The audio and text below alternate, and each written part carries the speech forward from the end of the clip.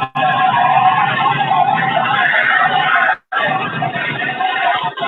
हिंद दोस्तों, नमस्कार। मैं मनोज चिंचोरे जलगांव महाराष्ट्र से सभी मान्यवरों को नमस्कार करता हूं। दोस्तों, पृथ्वी गोल है, यह तो वैज्ञानिक आदमी एक जगह से चलकर अगर निकलता है तो वही जगह आता है, यही वैज्ञानिक सत्य है। तो आज इसी नवाचार में हम आज रूबरू होने वाले हैं। मैं आदरणीय मैम को रिक्वेस्ट करता हूं कि वह आज के सूत्र हाथ ले और आज का कार्यक्रम शुरू करें।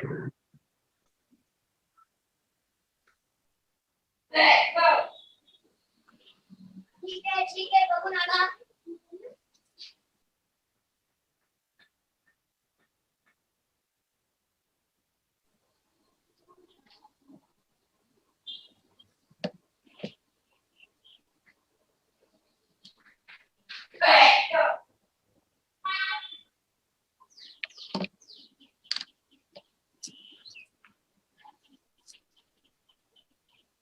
दादा सुरुवात करूया? हो मॅम, कुंदा मॅम, हो। Okay okay. सुस्वागतम सुस्वागतम सुस्वागतम। नमस्ते, मैं कुंदा बच्चाओ नासिक से बाल रक्षक प्रतिष्ठान के इस ऑनलाइन मंच पर उपस्थित सारे मान्यवरों का तहे दिल से स्वागत करती हूँ।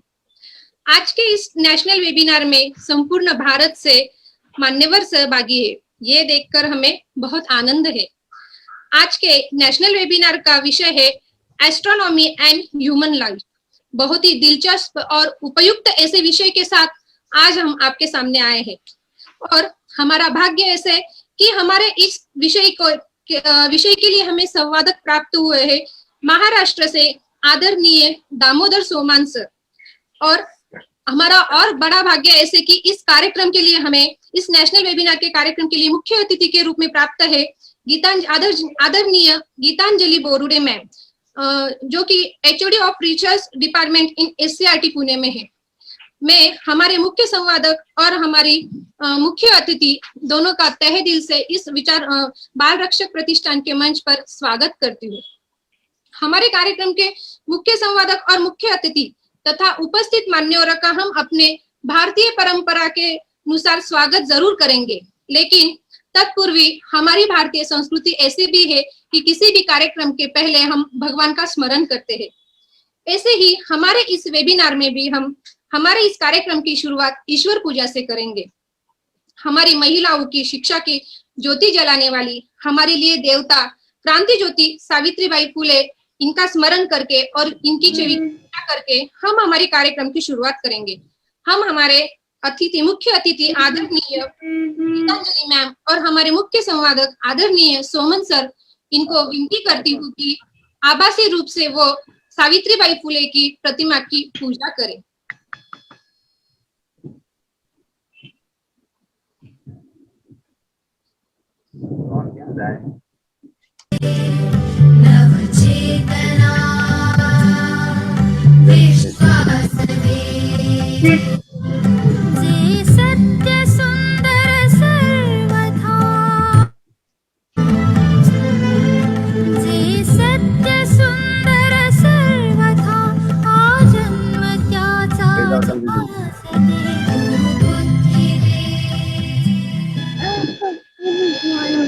धन्यवाद आदरणीय सोमन सर और धन्यवाद आदरणीय बोरुडे मैम।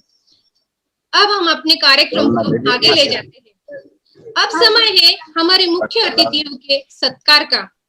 अतिथि सत्कार बिना हर अरदास अधूरी होती है।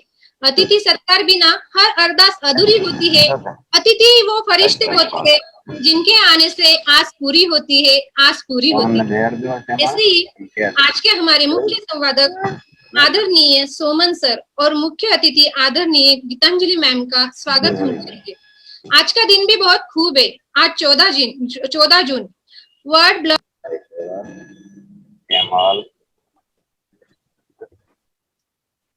म्यूट हो गए हैं। अनम्यूट हुआ कुंदा मॅडम, तुम्ही म्यूट झाल्यात। ओके वो टच स्क्रीन की वजह से, सॉरी फॉर डिस्टर्बेंस। आज का दिन बहुत ही खूब है, 14 जून जो है वर्ल्ड ब्लड डोनेशन डे। ऐसे उपयुक्त और बहुत ही महत्वपूर्ण दिन पर हम हमारा नेशनल वेबिनार आयोजित कर रहे हैं और हम भाग्यशाली है कि हमारे जो मुख्य अतिथि और मुख्य संवादक आदरणीय सोमन सर और मुख्य अतिथि आदरणीय गीतांजलि मैम का स्वागत हम कर रहे हैं। मैं हमारे बाल रक्षक प्रतिष्ठान के वो हमारे मुख्य संवादक आदरणीय दामोदर सोमन सर, जो कि बहुत ही प्रख्यात ऐसे खगोल शास्त्रज्ञ हैं, इनका आभासी रूप से पुष्प गुच्छ देकर स्वागत करें। आदरणीय दादा। आदरणीय दामोदर जी सोमन सर, खगोलशास्त्रज्ञ, महाराष्ट्र राज्य आपका बाल रक्षक प्रतिष्ठान की ओर से मैं नरेश वाघ, सचिव बाल रक्षक प्रतिष्ठान, आपका तहे दिल से स्वागत करता हूँ। वेलकम सर, बाल रक्षक मंच पर आपका हार्दिक स्वागत है। Thank you. धन्यवाद नरेश भाई, धन्यवाद। वेलकम सर, धन्यवाद दादा। मैं हमारे कार्यक्रम की मुख्य अतिथि आदरणीय डॉक्टर गीतांजलि बोरुडे मैम, जो कि SCRT पुणे महाराष्ट्र के संशोधन विभाग प्रमुख है, इनका स्वागत करने के लिए हमारे बाल रक्षक प्रतिष्ठान की सदस्य स्वाति आयरे ताई को विनती करती हूँ कि वो आभासी रूप से आदरणीय गीतांजलि मैम का स्वागत करें। आदरणीय गीतांजलि बोरुडे मैडम, संशोधन विभाग SCRT में बाल रक्षक प्रतिष्ठान के विचार मंच वेबिनार से मैं स्वाति आयरे आपका तहे दिल से स्वागत करती हूँ। सुस्वागतम, सुस्वागतम, शुभ स्वागतम। Welcome madam on this dais. Welcome. धन्यवाद। धन्यवाद स्वाति मैम। वेलकम आदरणीय गीतांजलि मैम।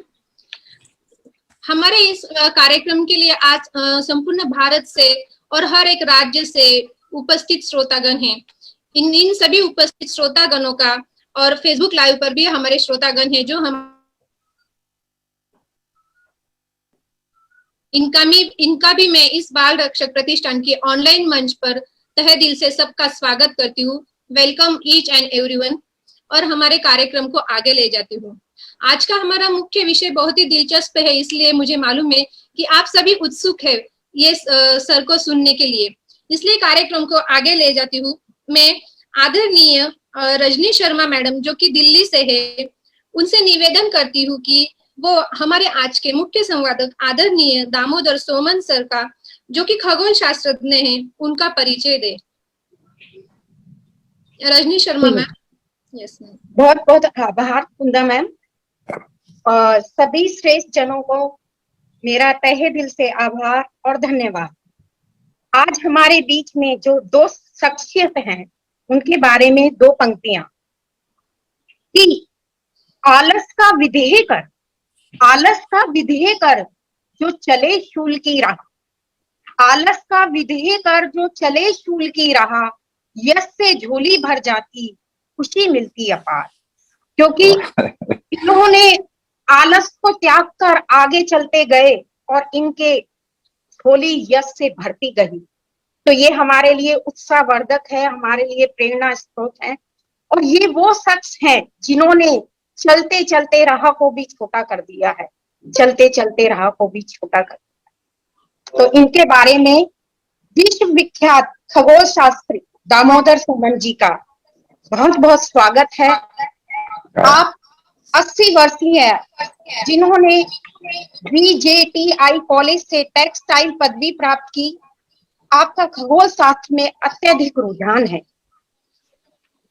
मफतलाल कंपनी में विवि मास्टर करके आपने नौकरी पूर्ण की और बचपन से ही आपको अपने पिता का सानिध्य प्राप्त होता रहा, और जिसके कारण आपको अपना स्वप्न पूरा करने में अत्यंत लाभ मिला और आप अपना स्वप्न पूरा कर पाए और विश्व विख्यात खगोल शास्त्री बन पाए। गत 50 वर्षों से निर्णय सागर पंचांग गणित में कार्य किया। आप अभी तक खगोल विद्या के अंतर्गत 70,000 से अधिक लेक्चर दे चुके हैं। साथ में आपके आए दिन आर्टिकल्स अखबार में छपते रहते हैं। आप सब टीवी चांसलर के रूप में कार्य करते हैं। खगोल शास्त्र प्रोग्राम में आपकी प्रतिभागिता सदैव बनी रहती है। आप खगोल शास्त्र और विद्याशाला अध्ययन के लिए अमेरिका, यूरोप का दौरा भी करके आए हैं और बहुत सी पुस्तकें इस शास्त्र के अंतर्गत आपकी छपी हैं। आपको अनेक पुरस्कार भी प्राप्त हुए हैं, जिनमें कि ठाणे महानगर पालिका से प्रथम ठाणे भूषण पुरस्कार, आपको ठाणे महानगर पालिका से पी सावलराम लेखन पुरस्कार, मराठी विज्ञान परिषद मुंबई से विज्ञान प्रसारक सम्मान, लोकमत से ठाणे आइकन पुरस्कार, रोटरी क्लब ठाणे से आपको वोकेशनल अवार्ड प्राप्त हुआ है। आपकी अनेक पुस्तकें भी प्रकाशित हुई हैं, जिनमें कि कुछ हैं जैसे आकाश दर्शन, सूर्य ग्रहण, चंद्र ग्रहण, धूमकेतु और उल्का वर्ष, आपने क्षण, आपने उत्सव, इस तरह की आपकी चर्चित पुस्तकें बाजार में देखने को मिलती है और इसी कारण आप एक विश्व विख्यात खगोल शास्त्री के रूप में हमारे देश का मान, सम्मान और गौरव बढ़ाने में एक सक्षम शख्सियत के रूप में उभर कर आए हैं, जिसके लिए हम सभी बाल रक्षक प्रतिष्ठान की ओर से आपका शुक्रगुजार हैं और आपका अभिनंदन करते हैं। और हमारे ही बीच हैं एक दूसरी शख्सियत, हमारी दूसरी मेहमान डॉक्टर गीतांजलि मारुति बहुड़े, जिनके बारे में अगर मैं कहूं तो मेहनत की पराकाष्ठा को इन्होंने ही अपना धर्म माना है और इसी राह पर, पराकाष्ठा की राह पर चलते हुए ही ये आगे बढ़ती रही हैं और इन्होंने अनेकों यश प्राप्त किए हैं। आप राज्य शैक्षणिक संशोधन व प्रशिक्षण विभाग महाराष्ट्र पुणे के संशोधन विभाग में कार्यरत हैं। शैक्षणिक उपलब्धि हैं आपकी MA, ATD, MEd, set education, DSM, MPhil in education, PhD in education. आपने जुलाई 2017 सावित्रीबाई फुले विद्यापीठ पुणे से PhD प्राप्त की है। शैक्षणिक क्षेत्र में आपका योगदान अद्वितीय है, अनुपम है। कौमार्य अवस्था के विद्यार्थियों के लिए आप अत्यंत प्रशंसनीय कार्य करती हैं और सदैव प्रयासरत रहती हैं कि उनके सर्वांगीण विकास के लिए कुछ न कुछ संशोधन करती रहें और इसी संशोधन कार्य को आपके राष्ट्रीय और राज्य स्तर पर प्रकाशित किया गया है, जिसके लिए आपको अनेक पुरस्कार प्राप्त हुए हैं और सरकार ने आपको सम्मानित किया है। तो हमारे बीच में मौजूद है हमारी इस तरीके के दो ऐसी शख्सियत, जिन्होंने कि कहते हैं ना कि उड़ान भरो तो आसमान में भी अपना नाम कर देंगे, ऐसी ही दो शख्सियत हमारे बीच में हैं। तहे दिल से मैं आप दोनों शख्सियत का, अपने दोनों मेहमानों का बाल रक्षक प्रतिष्ठान की ओर से स्वागत करती हूँ। स्वागतम स्वागतम स्वागतम। Thank you so much Rajni ma'am. आदरणीय सोमन सर का परिचय सुन के तो हमसे अभी समय नहीं निकल रहा है, उनको सुनना है हमें। बहुत ही बड़ा व्यक्तित्व हमें आज संवादक के रूप में मिला है और आदरणीय बोरुडे मैम का मार्गदर्शन भी हमें मिलने वाला है, ये भी हमारा सौभाग्य है। हम समय को न गवाते हुए कार्यक्रम को आगे ले जाते हैं। हमारी कार्यक्रम की रूपरेखा क्या है हमारा बाल रक्षक प्रतिष्ठान, इसके बारे में हम प्रास्ताविक के लिए विनती कर रहे हैं। आदरणीय डॉक्टर अनीस बेग, जो कि वर्धा महाराष्ट्र से है, वो हमारे कार्यक्रम का प्रास्ताविक करे। आदरणीय Anees sir. Hello. Yes sir. Hello. Yes sir. आवाज आ रही है? यस सर, बोलिए सर। जय हिंद दोस्तों, नमस्कार, गुड इवनिंग। मैं डॉक्टर अनीस बेग वर्धा महाराष्ट्र से आपका बाल रक्षक प्रतिष्ठान के माध्यम से हार्दिक स्वागत करता हूं। मित्रों, बाल रक्षक प्रतिष्ठान महाराष्ट्र में आउट ऑफ स्कूल के छात्रों के लिए काम करने वाला एक संगठन है। प्रतिष्ठान छात्र, शिक्षक, स्कूल और अभिभावक समाज के 4 मुद्दों पर काम करता है। स्कूल से बाहर के बच्चों से संबंधित विचार तथा उस संबंध में हमने जो काम किया है, और साथ ही साथ हम अलग अलग दिनों में अलग अलग विषयों पर बात कर रहे हैं। अभी तक विभिन्न विषयों पर वेबिनार संपन्न हुए। बाल रक्षक प्रतिष्ठान के स्वतंत्र सादरीकरण के वेबिनार की शुरुआत करते हैं। आज की वेबिनार में हम बात करेंगे श्री दामोदर सोमन, जग प्रसिद्ध जग खगोल शास्त्रज्ञ से। मैं तो ज्यादा वक्त न लेते हुए अगले सूत्र प्रतिभा मैडम को सौंपता हूँ। धन्यवाद। प्रतिभा मैडम।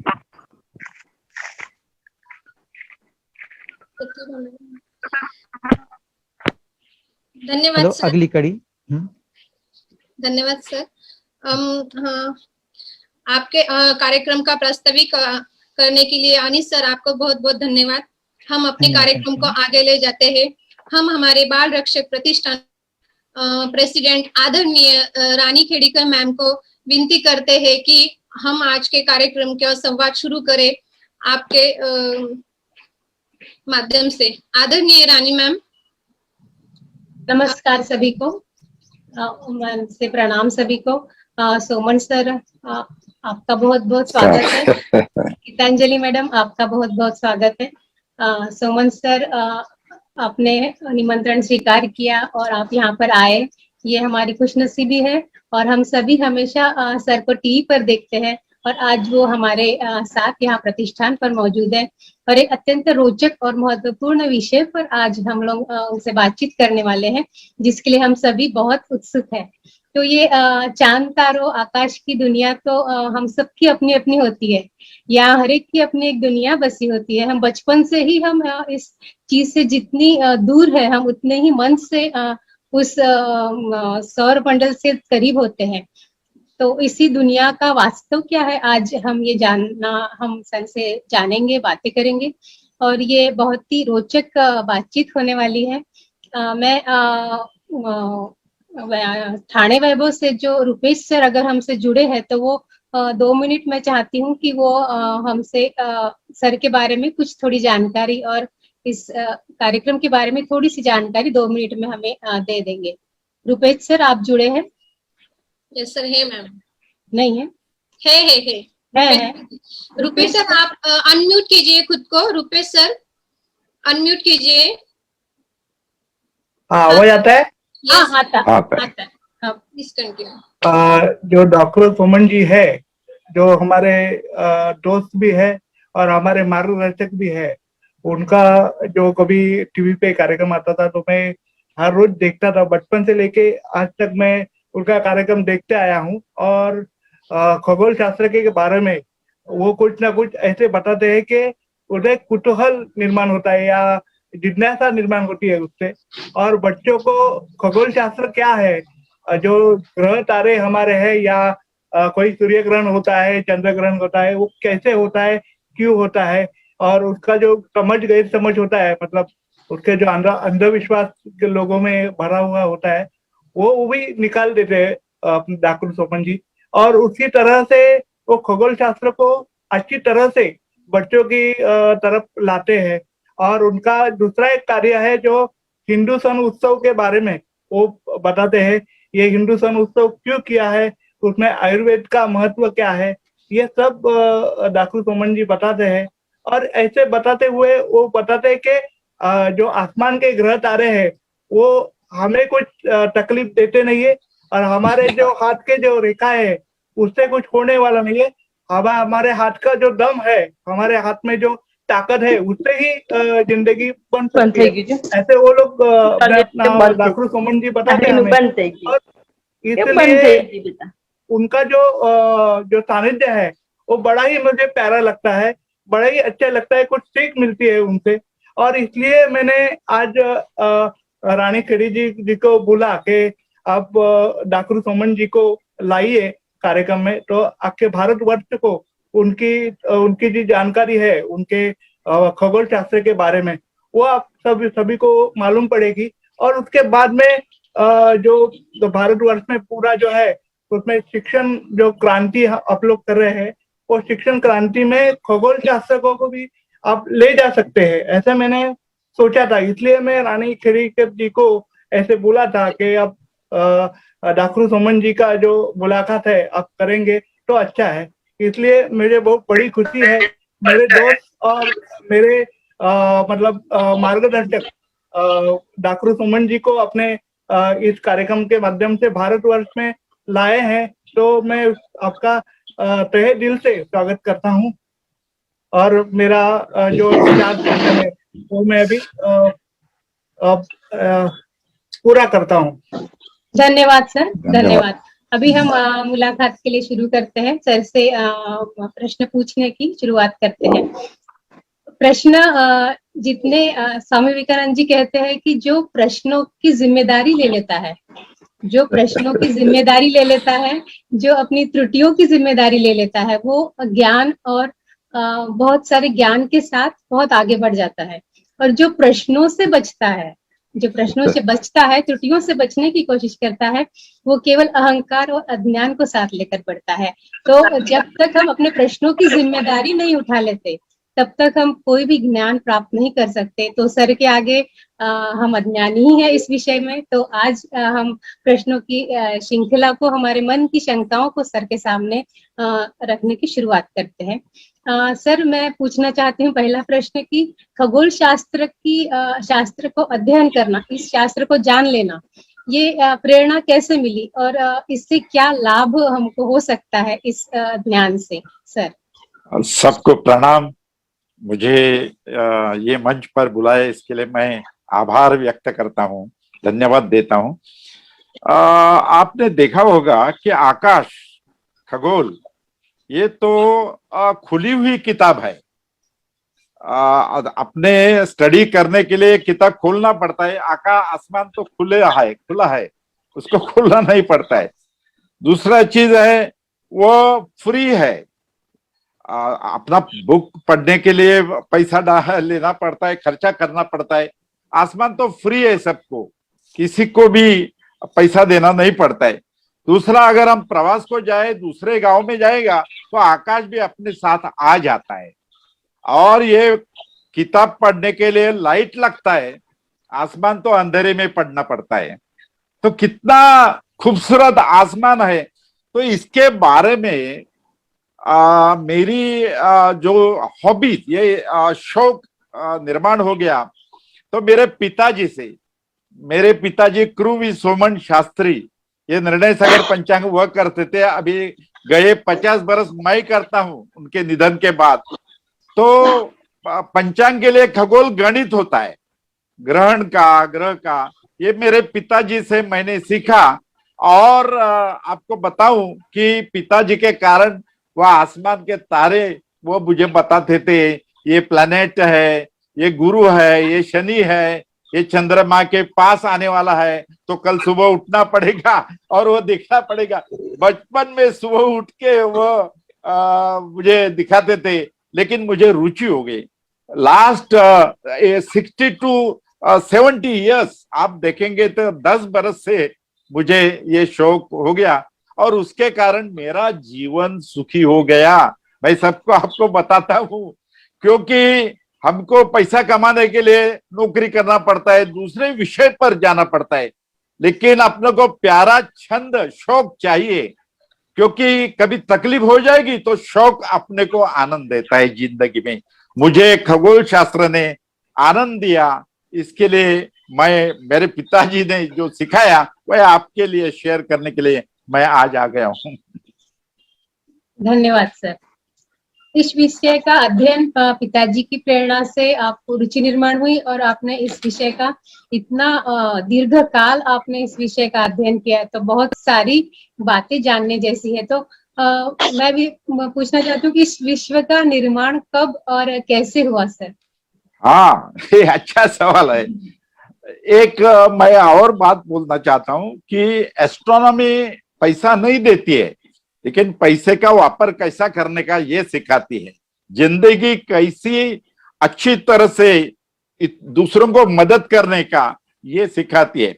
तो ये विश्व जो निर्माण हो गया 13.7 बिलियन ईयर्स बिफोर, तो 13.7 अरब साल के पहले ये विश्व निर्माण हो गया। साइंटिस्ट बताते हैं एक स्फोट हो गया, और महास्फोट के कारण टाइम तभी से चालू हो गया। ये जो टाइम हम लोग बोलते हैं समय, तो तभी से चालू हो गया। और स्पेस वैक्यूम निर्माण हो गया। और तीसरा मैटर, जो मैटर है विश्व में वो निर्माण हो गया 13.7 अरब बरस पहले। ध्यान में रखो, इतने जुने हैं। तो ये विश्व तभी से एक्सपांडिंग यूनिवर्स है। अगर आपको बताओ हम लोग किधर है ये विश्व में, ये पहले बोलता हूँ। अपने घर में हम लोग बैठे हैं, अपना घर अपने गांव में, अपना गांव अपने तालुका में है, जिला में है, स्टेट में है, भारत में है। भारत आशिया खंड पर है। आशिया खंड बोलेगा किधर है, अगेन पूछेगा क्वेश्चन, तो आशिया खंड पृथ्वी पर है। पृथ्वी अपना सूर्यमाला में 3 नंबर का ग्रह है। सूर्यमाला किधर है ये विश्व में, वापिस सवाल पूछेंगे। तो सूर्यमाला अपना आकाश गंगा में है, जिधर billions of solar systems are there. अरब सूर्यमाला जिसमें है वो आकाश गंगा में अपनी सूर्यमाला है। ये आकाश गंगा किधर है विश्व में, ये आकाश गंगा के ग्रुप्स है। Billions of galaxies are there in the universe. आकाश गंगा भी, अच्छा बोलिए आप देखिए विश्व में किधर है हम लोग। बिलियंस ऑफ गैलेक्सीज, उसमें अपनी गैलेक्सी, अपनी सूर्यमाला, 3 नंबर का ग्रह पृथ्वी, उसमें अपना देश, उसमें गांव, अपना छोटे, कितने छोटे हैं। तो ये हम लोग कितने छोटे हैं और कितने बड़े समझते हैं हमको। थोड़ा पैसा मिल गया हम रिच समझते हैं, थोड़ा ज्ञान हो गया हम पंडित समझते हैं। कुछ भी नहीं है।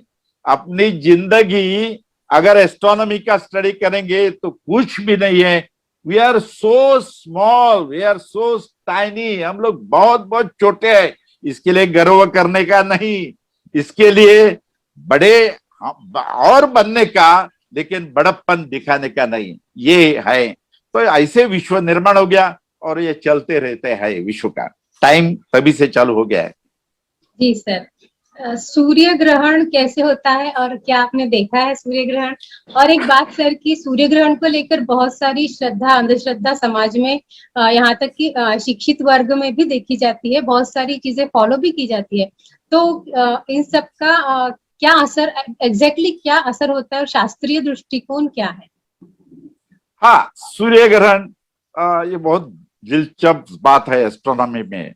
हम लोग शौकीन खगोल शास्त्री जो है ना, वह जिधर जिधर सूर्य ग्रहण होता है उधर हम लोग जाते हैं।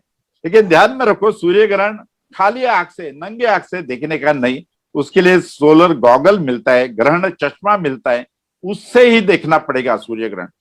मैंने देखा है सूर्य ग्रहण 16 फरवरी 1980, 16 फरवरी 1980 में मैंने पहला सूर्य ग्रहण देखा। 41 इयर्स हो गए, ध्यान में रखो। 41 इयर्स पहले मैं कारवार गया था, अंकोला। भारतवर्ष से पहले खगरा सूर्य ग्रहण। खगरा सूर्य ग्रहण क्या है? चंद्रमा सूर्य बिंब को पूरा झांकता है, दिन में अंधकार होता है, आसमान में तारे ग्रह दिखाई देते हैं दिन में। ये टोटल सोलर इक्लिप्स, पूर्ण सूर्य ग्रहण। ऐसा 16 फरवरी 1980 में 1980 में मैंने जिंदगी में पहले बार देखा। 2 मिनट्स 40 सेकंड टाइम था टोटलिटी का। चंद्रमा ने सूरज को पूरा झांक दिया था। कितने टाइम? 2 minutes 40 second. आसमान में बुध दिखाई दिया, मरक्यूरी, विनस, शुक्र दिखाई दिया, व्याध तारा दिखाई दिया दिन में। शाम को 4 साढ़े 4 बजे देखो पूरा अंधकार हो गया। हम साउथ इंडिया में गए थे, कारवार के नजदीक अंकोला गांव है, उधर गए थे। तो तभी मैंने पहले सूर्य ग्रहण देखा। आपने सही सवाल पूछा, सूर्य ग्रहण बोलेगा तो हम लोग डर जाते हैं। पहले जमाने में मालूम नहीं होता था ग्रहण कैसा होता है। चंद्रमा सूरज को झांकता है, इसके लिए सूर्य ग्रहण होता है। और चंद्रमा पृथ्वी के छाया में आता है, इसके लिए चंद्र ग्रहण होता है। तो पहले जमाने में राहु केतु ये राक्षस है, वो सूर्य को छिपा देते हैं, ऐसा इमेजिनेशन था, क्योंकि साइंस प्रोग्रेस नहीं था, विज्ञान प्रगत नहीं था, इसके लिए ये सब लोग समझते थे, डर लगता था। आपको मालूम होगा 1980 में भी, 80 साल में भी रास्ते पर कोई भी आदमी नहीं था। खगरा सूर्यग्रहण टोटल सोलर इक्लिप्स हम लोग कारवार में देखने के लिए गए थे, लेकिन सब लोग उधर भी, वही गांव में भी घर में बैठे थे। पहला एक चीज है, ग्रहण बोलेगा तो खाने का नहीं, खाना बंद, पहले 2 घंटा पानी नहीं पीने का, पेशाब को नहीं जाने का, टॉयलेट को नहीं जाने का, ये पहले जमाने में करते थे। 4-4 घंटा, आप बोलेंगे अरे प्रेग्नेंट लेडी होगी तो प्रेग्नेंट लेडी को तो खाना नहीं देते थे, भूखा रखते थे, सूर्य ग्रहण बहुत डेंजरस ऐसा समझते थे। लेकिन साइंस ने प्रूव किया है कि ये नहीं है, कुछ खराब नहीं होता है, रात में सूरज नहीं होता है, वैसा टोटलिटी में 2 मिनट 40 सेकंड में वो लोग बोलता है कि एनिमल्स नहीं खाते, प्राणी भी नहीं खाते, ऐसा पहले जमाने में बोलते थे। हम लोगों ने, मुझे याद है 16 फरवरी 1980 को कुत्ते को ब्रेड दिया, कुत्ते ने ब्रेड खाया, हाँ, बिल्ली को दूध दिया, बिल्ली ने दूध पिया, तो ये एनिमल्स खाते हैं। और हम बोलेंगे ना खुला गाड़ी पर भेलपुरी खाएगा ओपन, वो ज्यादा खराब है, सूर्य ग्रहण में दूषित कुछ भी नहीं होता है, ये साइंस ने सबको सिखाया। प्रेग्नेंट लेडीज को भी इफेक्ट नहीं होता है गर्भ के ऊपर, ये भी साइंस ने प्रूव किया है। ऑन द कॉन्ट्री उल्टा है, ब्रिटेन यूरोप में एक दवा ऐसी निकली थी कि जो दवा के कारण वो जो गर्भ है उस पर इफेक्ट हो गया, ग्रहण के कारण नहीं। लेकिन पहले जमाना से ये श्रद्धा है, अंधश्रद्धा है, अंधविश्वास है कि ग्रहण बोलेगा तो घर में बैठने का, ग्रहण छूटने के बाद स्नान करने का, स्नान तो अच्छा है करेगा तो, लेकिन ग्रहण के कारण नहीं करने का, ये सबको अभी जानकारी हो गया है। बच्चे पूछ रहे हैं डैडी और मम्मी को, अभी डैडी और मम्मी को होशियार होना पड़ता है, क्योंकि गूगल पर सर्च करते हैं सूर्य ग्रहण, तो मैंने 16 फरवरी 1980 का देखा, बाद में 24 अक्टूबर 1995 दिवाली अमावस्या थी, भाई फतेहपुर सिकरी, यूपी फतेहपुर सिकरी में आया था, उधर से 24 अक्टूबर 1995 को 50 सेकंड्स टोटलिटी थी, तभी देखी थी। बाद में 11 अगस्त 1999 को गुजरात में भुज में, कच्छ में, उधर सूर्य ग्रहण दिखाई देता था, लेकिन उधर आपको मालूम है 11 अगस्त तो बारिश के दिन थे, आकाश अभ्राच्छादित था, हमको दिखाई नहीं दिया। बाद में 22 जुलाई 2009 को टोटल सोलर इक्लिप्स था, मैं इंदौर गया था उस समय, लेकिन तभी भी बारिश था, जुलाई महीना था। अभी उसके बाद 15 जनवरी 2010 को एनुलर सोलर इक्लिप्स दिखा, कंकणाकृति सूर्य ग्रहण। ये क्या होता है कंकणाकृति सूर्य ग्रहण? रिंग, फायर रिंग दिखाई देती है। ये मैंने 15 जनवरी 210 में देखा कन्याकुमारी से। क्या बोलूं, 8 मिनट चंद्रमा ने सूरज को ढाका, लेकिन चंद्रमा पृथ्वी से दूर था, इसके लिए size of the moon was smaller than the sun, और रिंग, फायर रिंग दिखाई दिया। माय गॉड, 8 मिनट्स हम लोग देखते थे आसमान में वो नजारा। कन्याकुमारी से विवेकानंद स्मारक था, उधर सब लोग आए थे, साइंटिस्ट आए थे, जापान से आए थे, दूसरे देश से आता है। जैसे हम लोग तीर्थ यात्रा को जाते हैं ना, वैसा साइंटिस्ट जिधर जिधर total solar Eclipse, annular solar Eclipse, ये देखने के लिए वो लोग आते हैं।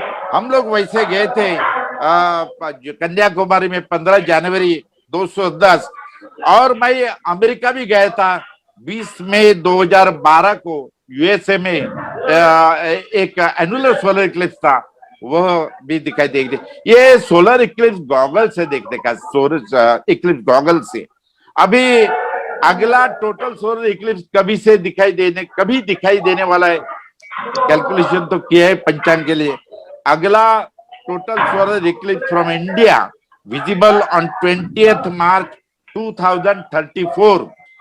20 मार्च 2034 को अगला खगरा सूर्य ग्रहण, पूर्ण सूर्य ग्रहण भारत से, कश्मीर से दिखाई देने वाला है। तो आपने को राह देखना पड़ेगा। मैंने तो 4-5 टोटल सोलर इक्लिप्स देखा। आज सुनने के बाद आपको मालूम होगा जो पौधे होते हैं वो अपने पत्तियां झाँकते हैं सूर्यास्त के बाद, वो उस समय होते हैं। पंछी पर इफेक्ट होता है, स्तब्ध होती है पूरी सृष्टि, दिन में रात होती है। ये टोटल सोलर इक्लिप्स का नजारा, तो वो देखने के लिए आपको भारत से देखने के लिए रुकना पड़ेगा 20 मार्च 2034 को। और नॉर्थ इंडिया में अगर देखना है तो 3 जून 2114, और महाराष्ट्र में देखने का है टोटल सोलर इक्लिप्स महाराष्ट्र से तो बहुत लंबा समय है, 18 सितंबर 2248, 2248। इतने ही ये इक्लिप्स का गणित हम लोग इजीली करते हैं। अत्रि ऋषि, पहले जमाने में अत्रि ऋषि का समय वो लोग इक्लिप्स का अंदाजा लेते थे। भारत वर्ष में एस्ट्रोनॉमी ये पंचांग के कारण है। इस 1500 बरस पहले हम लोग नक्षत्र क्या है, ग्रहण क्या है, ये किताबें है। वेदांग ज्योतिष नाम का किताब है, अभी भी वो मिलती है। 55 श्लोकाज आर देयर, लेकिन मैथमेटिक्स है उसमें। और बाद में आप देखेंगे तो बहुत ग्रह लागव ग्रंथ है, उसमें भी इक्लिप्स का गणित दिया है। प्राचीन काल में भारतवर्ष में ग्रह का गणित करने की किताबें थी। उस समय प्रिंटिंग नहीं था, मुखोद्गत ग्रहण करते थे, और वह ग्रंथ संस्कृत भाषा में, मैथमेटिक्स संस्कृत भाषा में। ये इक्लिप्स का चंद्र ग्रहण, सूर्य ग्रहण, और इसके कारण भारतवर्ष में एस्ट्रोनॉमी, खगोल शास्त्र का प्राचीन काल से अध्ययन चलता है। आर्यभट्ट, वराहमिहिर, ब्रह्मगुप्त से आप देखेंगे तो तभी से ये चलता है। Thank you sir. ग्रहण शब्द को हम कितना नेगेटिवली हम हमेशा यूज करते हैं, और ग्रहण खगोल शास्त्रियों के लिए एक त्योहार की तरह होता है। आज सर ने कितनी अच्छी तरह से वर्णन किया है इस बात का। धूमकेतु कॉमेट क्या है सर, क्या ये आपने कभी देखा है? कॉमेट भाई आपको बोलेगा ना, पूरा रात अगर मेरे साथ सब लोग भाई लोग आ जाएंगे आसमान में, टेलीस्कोप चाहिए, दूरबीन, और दूरबीन के पूरे जुपिटर, गुरु के चंद्रमा दिखाई देते हैं 4, सैटर्न के रिंग, शनि के रिंग।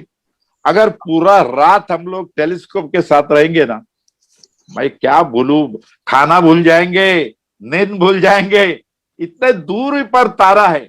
अभी हम लोग डिस्टेंस, आप कॉमेट के बारे में पूछते हैं, धूमकेतु, उसको पुच्छल तारा भी कहते हैं, पुच्छल तारा, क्योंकि उसको पूछ होती है, उसको धूम्रकेतु बोलता है। वराहमिहिर ने धूमकेतु देखे थे, और उन्होंने ऋषि मुनि के नाम दिए वराहमिहिर। आपको ये हिस्ट्री, इंडियन हिस्ट्री हमको दिखाती है कि प्राचीन काल में धूमकेतु बारे में क्या क्या अध्ययन चलता था। सूर्यमंडल में ये पत्थर, धूल और बर्फ और गैस के कारण ये धूमकेतु बनता है। ये सूर्य की परिक्रमा करता है धूमकेतु, कॉमेट।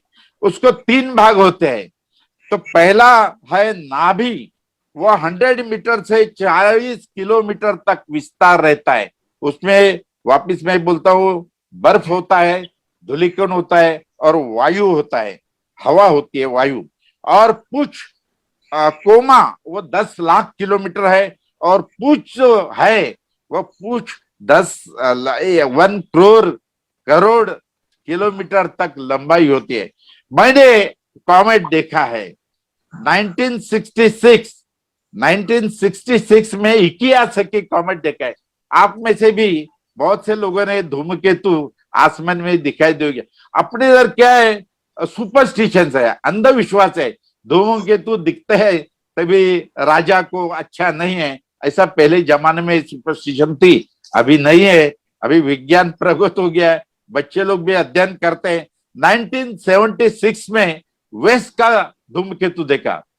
जो धूमकेतु ढूंढता है ना, उसका नाम धूमकेतु को मिलता है। कॉमेट जो ढूंढता है तो उसका नाम मिलता है वेस्ट कॉमेट 1976। बाद में 1986 में हेलिस कॉमेट, ये आपने तो सुना होगा हेलिस कॉमेट का नाम। आफ्टर एवरी 76 ईयर, 76 बरस के बाद वापिस सूर्य को प्रदक्षिणा करते हैं, वो हेलिस कॉमेट। हेलिस ने गणित से उन्होंने बताया कि ये ऐसा कॉमेट दिखाई देगा, इसके लिए नाम दिया है। 1986 में हेलिस कॉमेट दिखाई दिया। 1995 में हेल-बॉप कॉमेट, हेल-बॉप, और 1996 में याकुताके कॉमेट। डॉक्टर वेणु बापू करके भारतीय शास्त्रज्ञ थे, उन्होंने एक धूमकेतु ढूंढ डाला, उसको बापू कॉमेट ऐसा नाम मिला है। लेकिन अपने भारतीय साइंटिस्ट कैसे देखो, वो बोले खाली हमारा नाम नहीं देने का, मेरे 2 असिस्टेंट है बॉक और न्यूकिर्क, उनका भी नाम देने का। तो डॉक्टर वेणु अपने जो कॉमेट ढूंढा तो उसको नाम दिया डॉक्टर बापू बॉक न्यूकिर्क, ऐसा नाम मिला। एक में आपको अगर अपना नाम पूरा दुनिया को बताना है, पब्लिसिटी, तो एक कॉमेट ढूंढ डालो, दूसरा कुछ भी करने का जरूर नहीं है जिंदगी में। एक कॉमेट ढूंढो।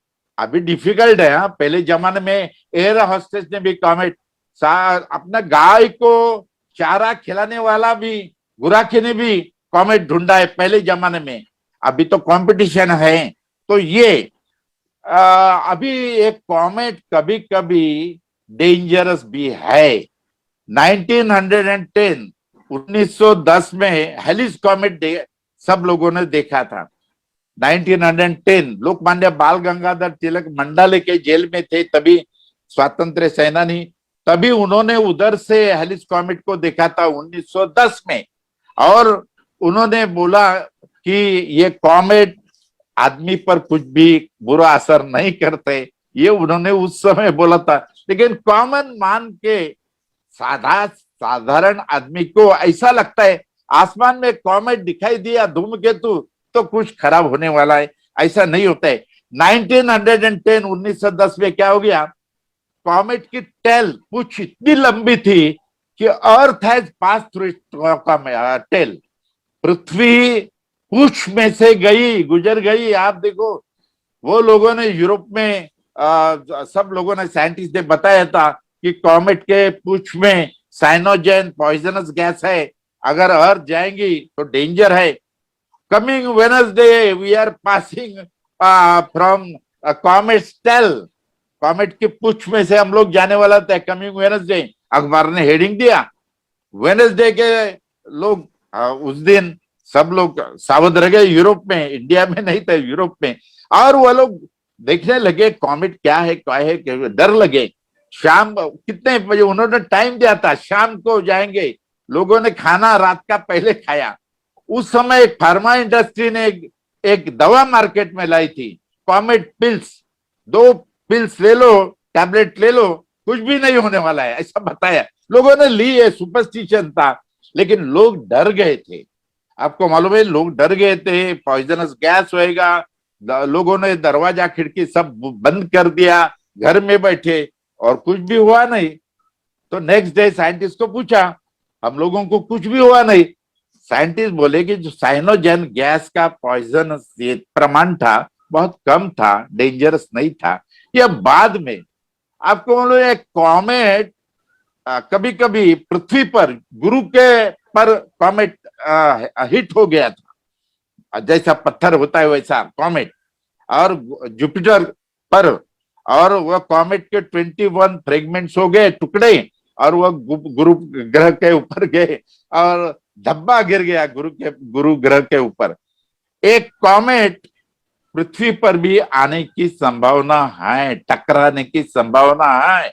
आप डर नहीं जाएंगे तो मैं उसकी तारीख बोलता हूँ, डेट बोलता हूँ, कैलकुलेशन तो किया है साइंटिस्ट ने। 14 अगस्त 2126 2126 में स्विफ्ट टटल कॉमेट पृथ्वी पर टकरा सकता है। डेंजर लगता है मन में, डरो मत, लेकिन अभी साइंटिस्ट ने रिसर्च किया है, ये कॉमेट जो है स्विफ्ट टटल, ये पृथ्वी के बाजू से जाने वाला है, पृथ्वी पर टकराने का वाला नहीं है, लेकिन कुछ भी पृथ्वी पर आ सकते हैं, ये ध्यान में रखना चाहिए। इसके लिए नम्रता से व्यवहार, एस्ट्रोनॉमी ये साइंस ऐसा है, ये आपको मन में और क्या आगे क्या नम्रता लाते हैं, वैसा स्विफ्ट टटल कॉमेट पृथ्वी पर टकराने वाला नहीं है, ऐसा साइंटिस्ट ने बोला है।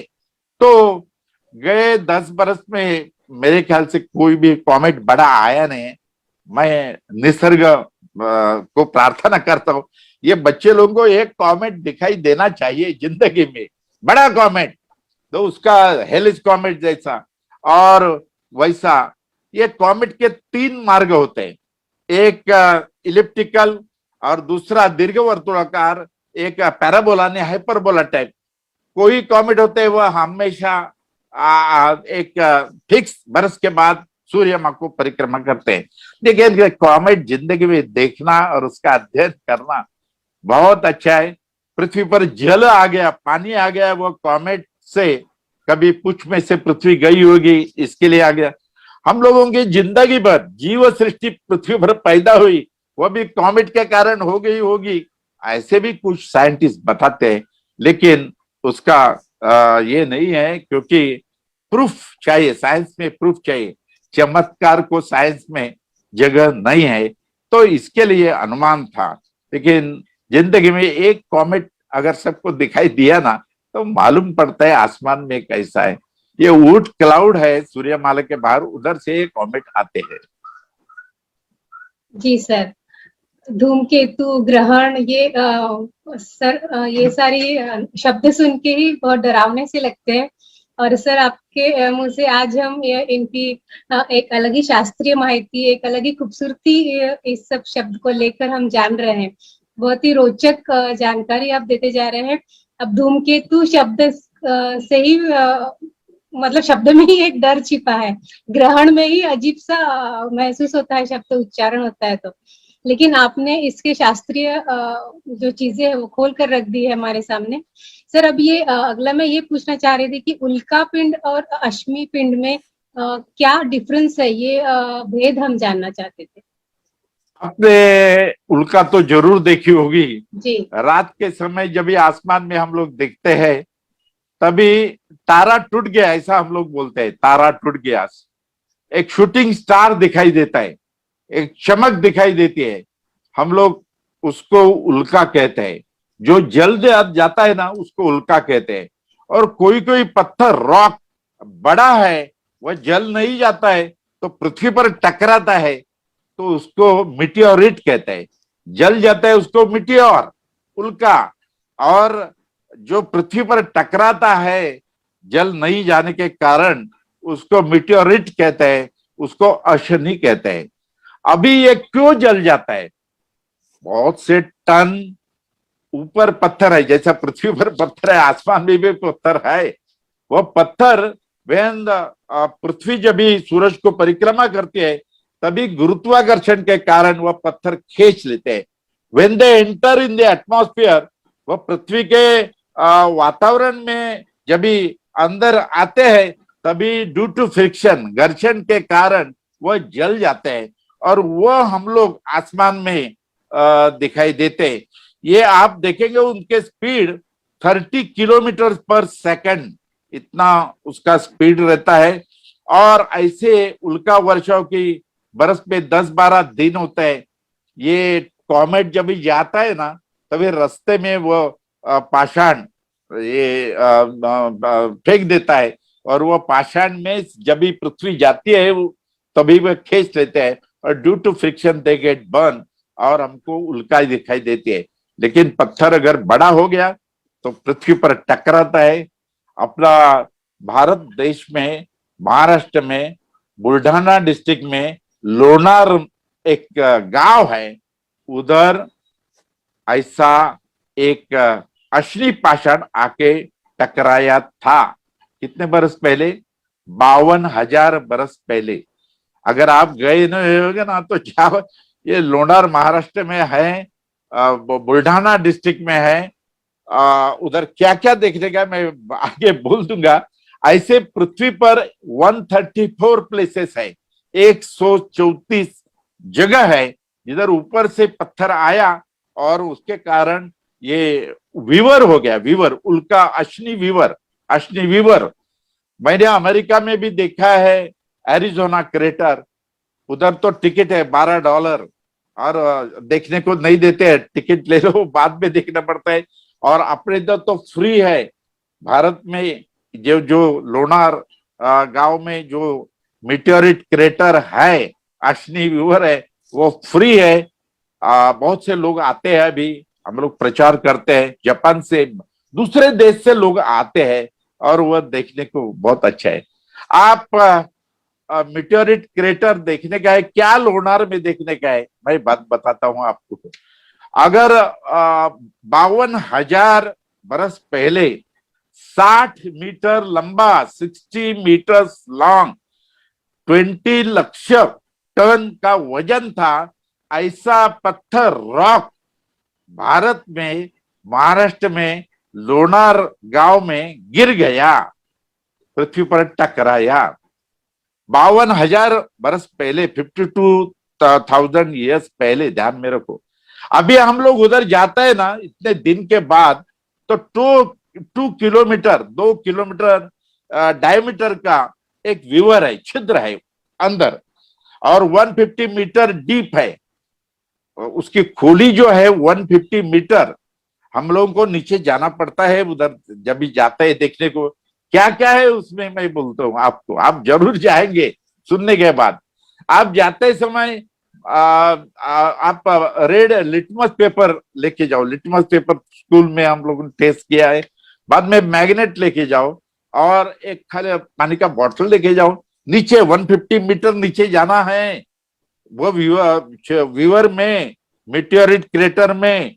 और उतरते के समय हमको झाड़, पेड़ है, बहुत फॉरेस्ट है अंदर, नीचे बर्ड्स है, बहुत से different types of birds are there in the crater. और अंदर जो पानी है ना, उसका सॉल्टी वाटर है, उसका पीएच देखेंगे तो 10.5 पीएच है, 10.5 पीएच। और लिटमस पेपर अगर पानी में डुबाएंगे तो वो कन्वर्ट होता है ब्लू, अल्कली पानी है, उससे सोप बना सकते हैं हम लोग, ऐसा पानी है। Lonar meteorite crater, one of the best crater, 3rd largest crater in the world, अब इंडिया में है, जाना चाहिए, देखो। और अगर वो मैग्नेट हम लोग उधर चिटकाएंगे ना तो पत्थर चिकटता है, लोहा है मैग्नेट पे। तो ये 52,000 बरस पहले आसमान से पत्थर आया और लोणार गांव में ये मीटियोरिट क्रेटर हो गया। 2 किलोमीटर व्यास है और 150 मीटर डीप है और नीचे उतरना पड़ता है। मैंने तो 40 टाइम्स, 40 टाइम मैंने गया है उधर सब लोगों को लेके। और आपको अगर जाएंगे देखने को तो मालूम पड़ता है ये विश्व कैसे निर्माण हो गया इसके बारे में। तो ये बड़ा क्रेटर इंडिया में है, 3rd लार्जेस्ट क्रेटर। और ब्रिटिश लोगों ने तभी डिगिंग किया और वो मटेरियल, वो पत्थर जो था, रॉक था, वो अंदर गया है उधर और उस पर पानी है। तो अवश्य आज आप जाइए उधर और उधर आप देखेंगे तो वो जो पत्थर गिर गया उसका एक टुकड़ा बाजू में गिर गया, बाजू में गिर गया। वो रॉक था, स्टोन था, वो लोगों ने उसको सिंदूर फंसाया, मारुति बनाया, हाँ, सोहेला मारुति। वो ऐसा है, ओरिजेंटल है, इसके लिए सोहेला मारुति का। अगर आप कंपास लेके जाएंगे उधर तो कंपास का नीडल मारुति के पास रहता है वो, क्योंकि मैग्नेट है उसमें, पत्थर में मैग्नेट है। तो ये देखने लायक चीज है लोणार। जैसे मैंने बोला टोटल सोलर इक्लिप्स जिंदगी में देखना चाहिए, ये लोणार मीटियोरिट क्रेटर भी देखना चाहिए। अगर भारत में जन्म लेने के बाद भी अगर हम लोनार मीटियोराइट क्रेटर नहीं देखेंगे ना तो नहीं जन्म लिया ऐसा हो जाएगा। इसके लिए जिंदगी में एक एक time only once you should visit. आप लोग लोनार जाके देखिए, 52,000 वर्ष पहले ऊपर से पत्थर आया और ये क्रेटर फॉर्म हो गया। इंडिया में ऐसे 134 प्लेसेस है। दुनिया से सब साइंटिस्ट आते हैं स्टडी करने के लिए।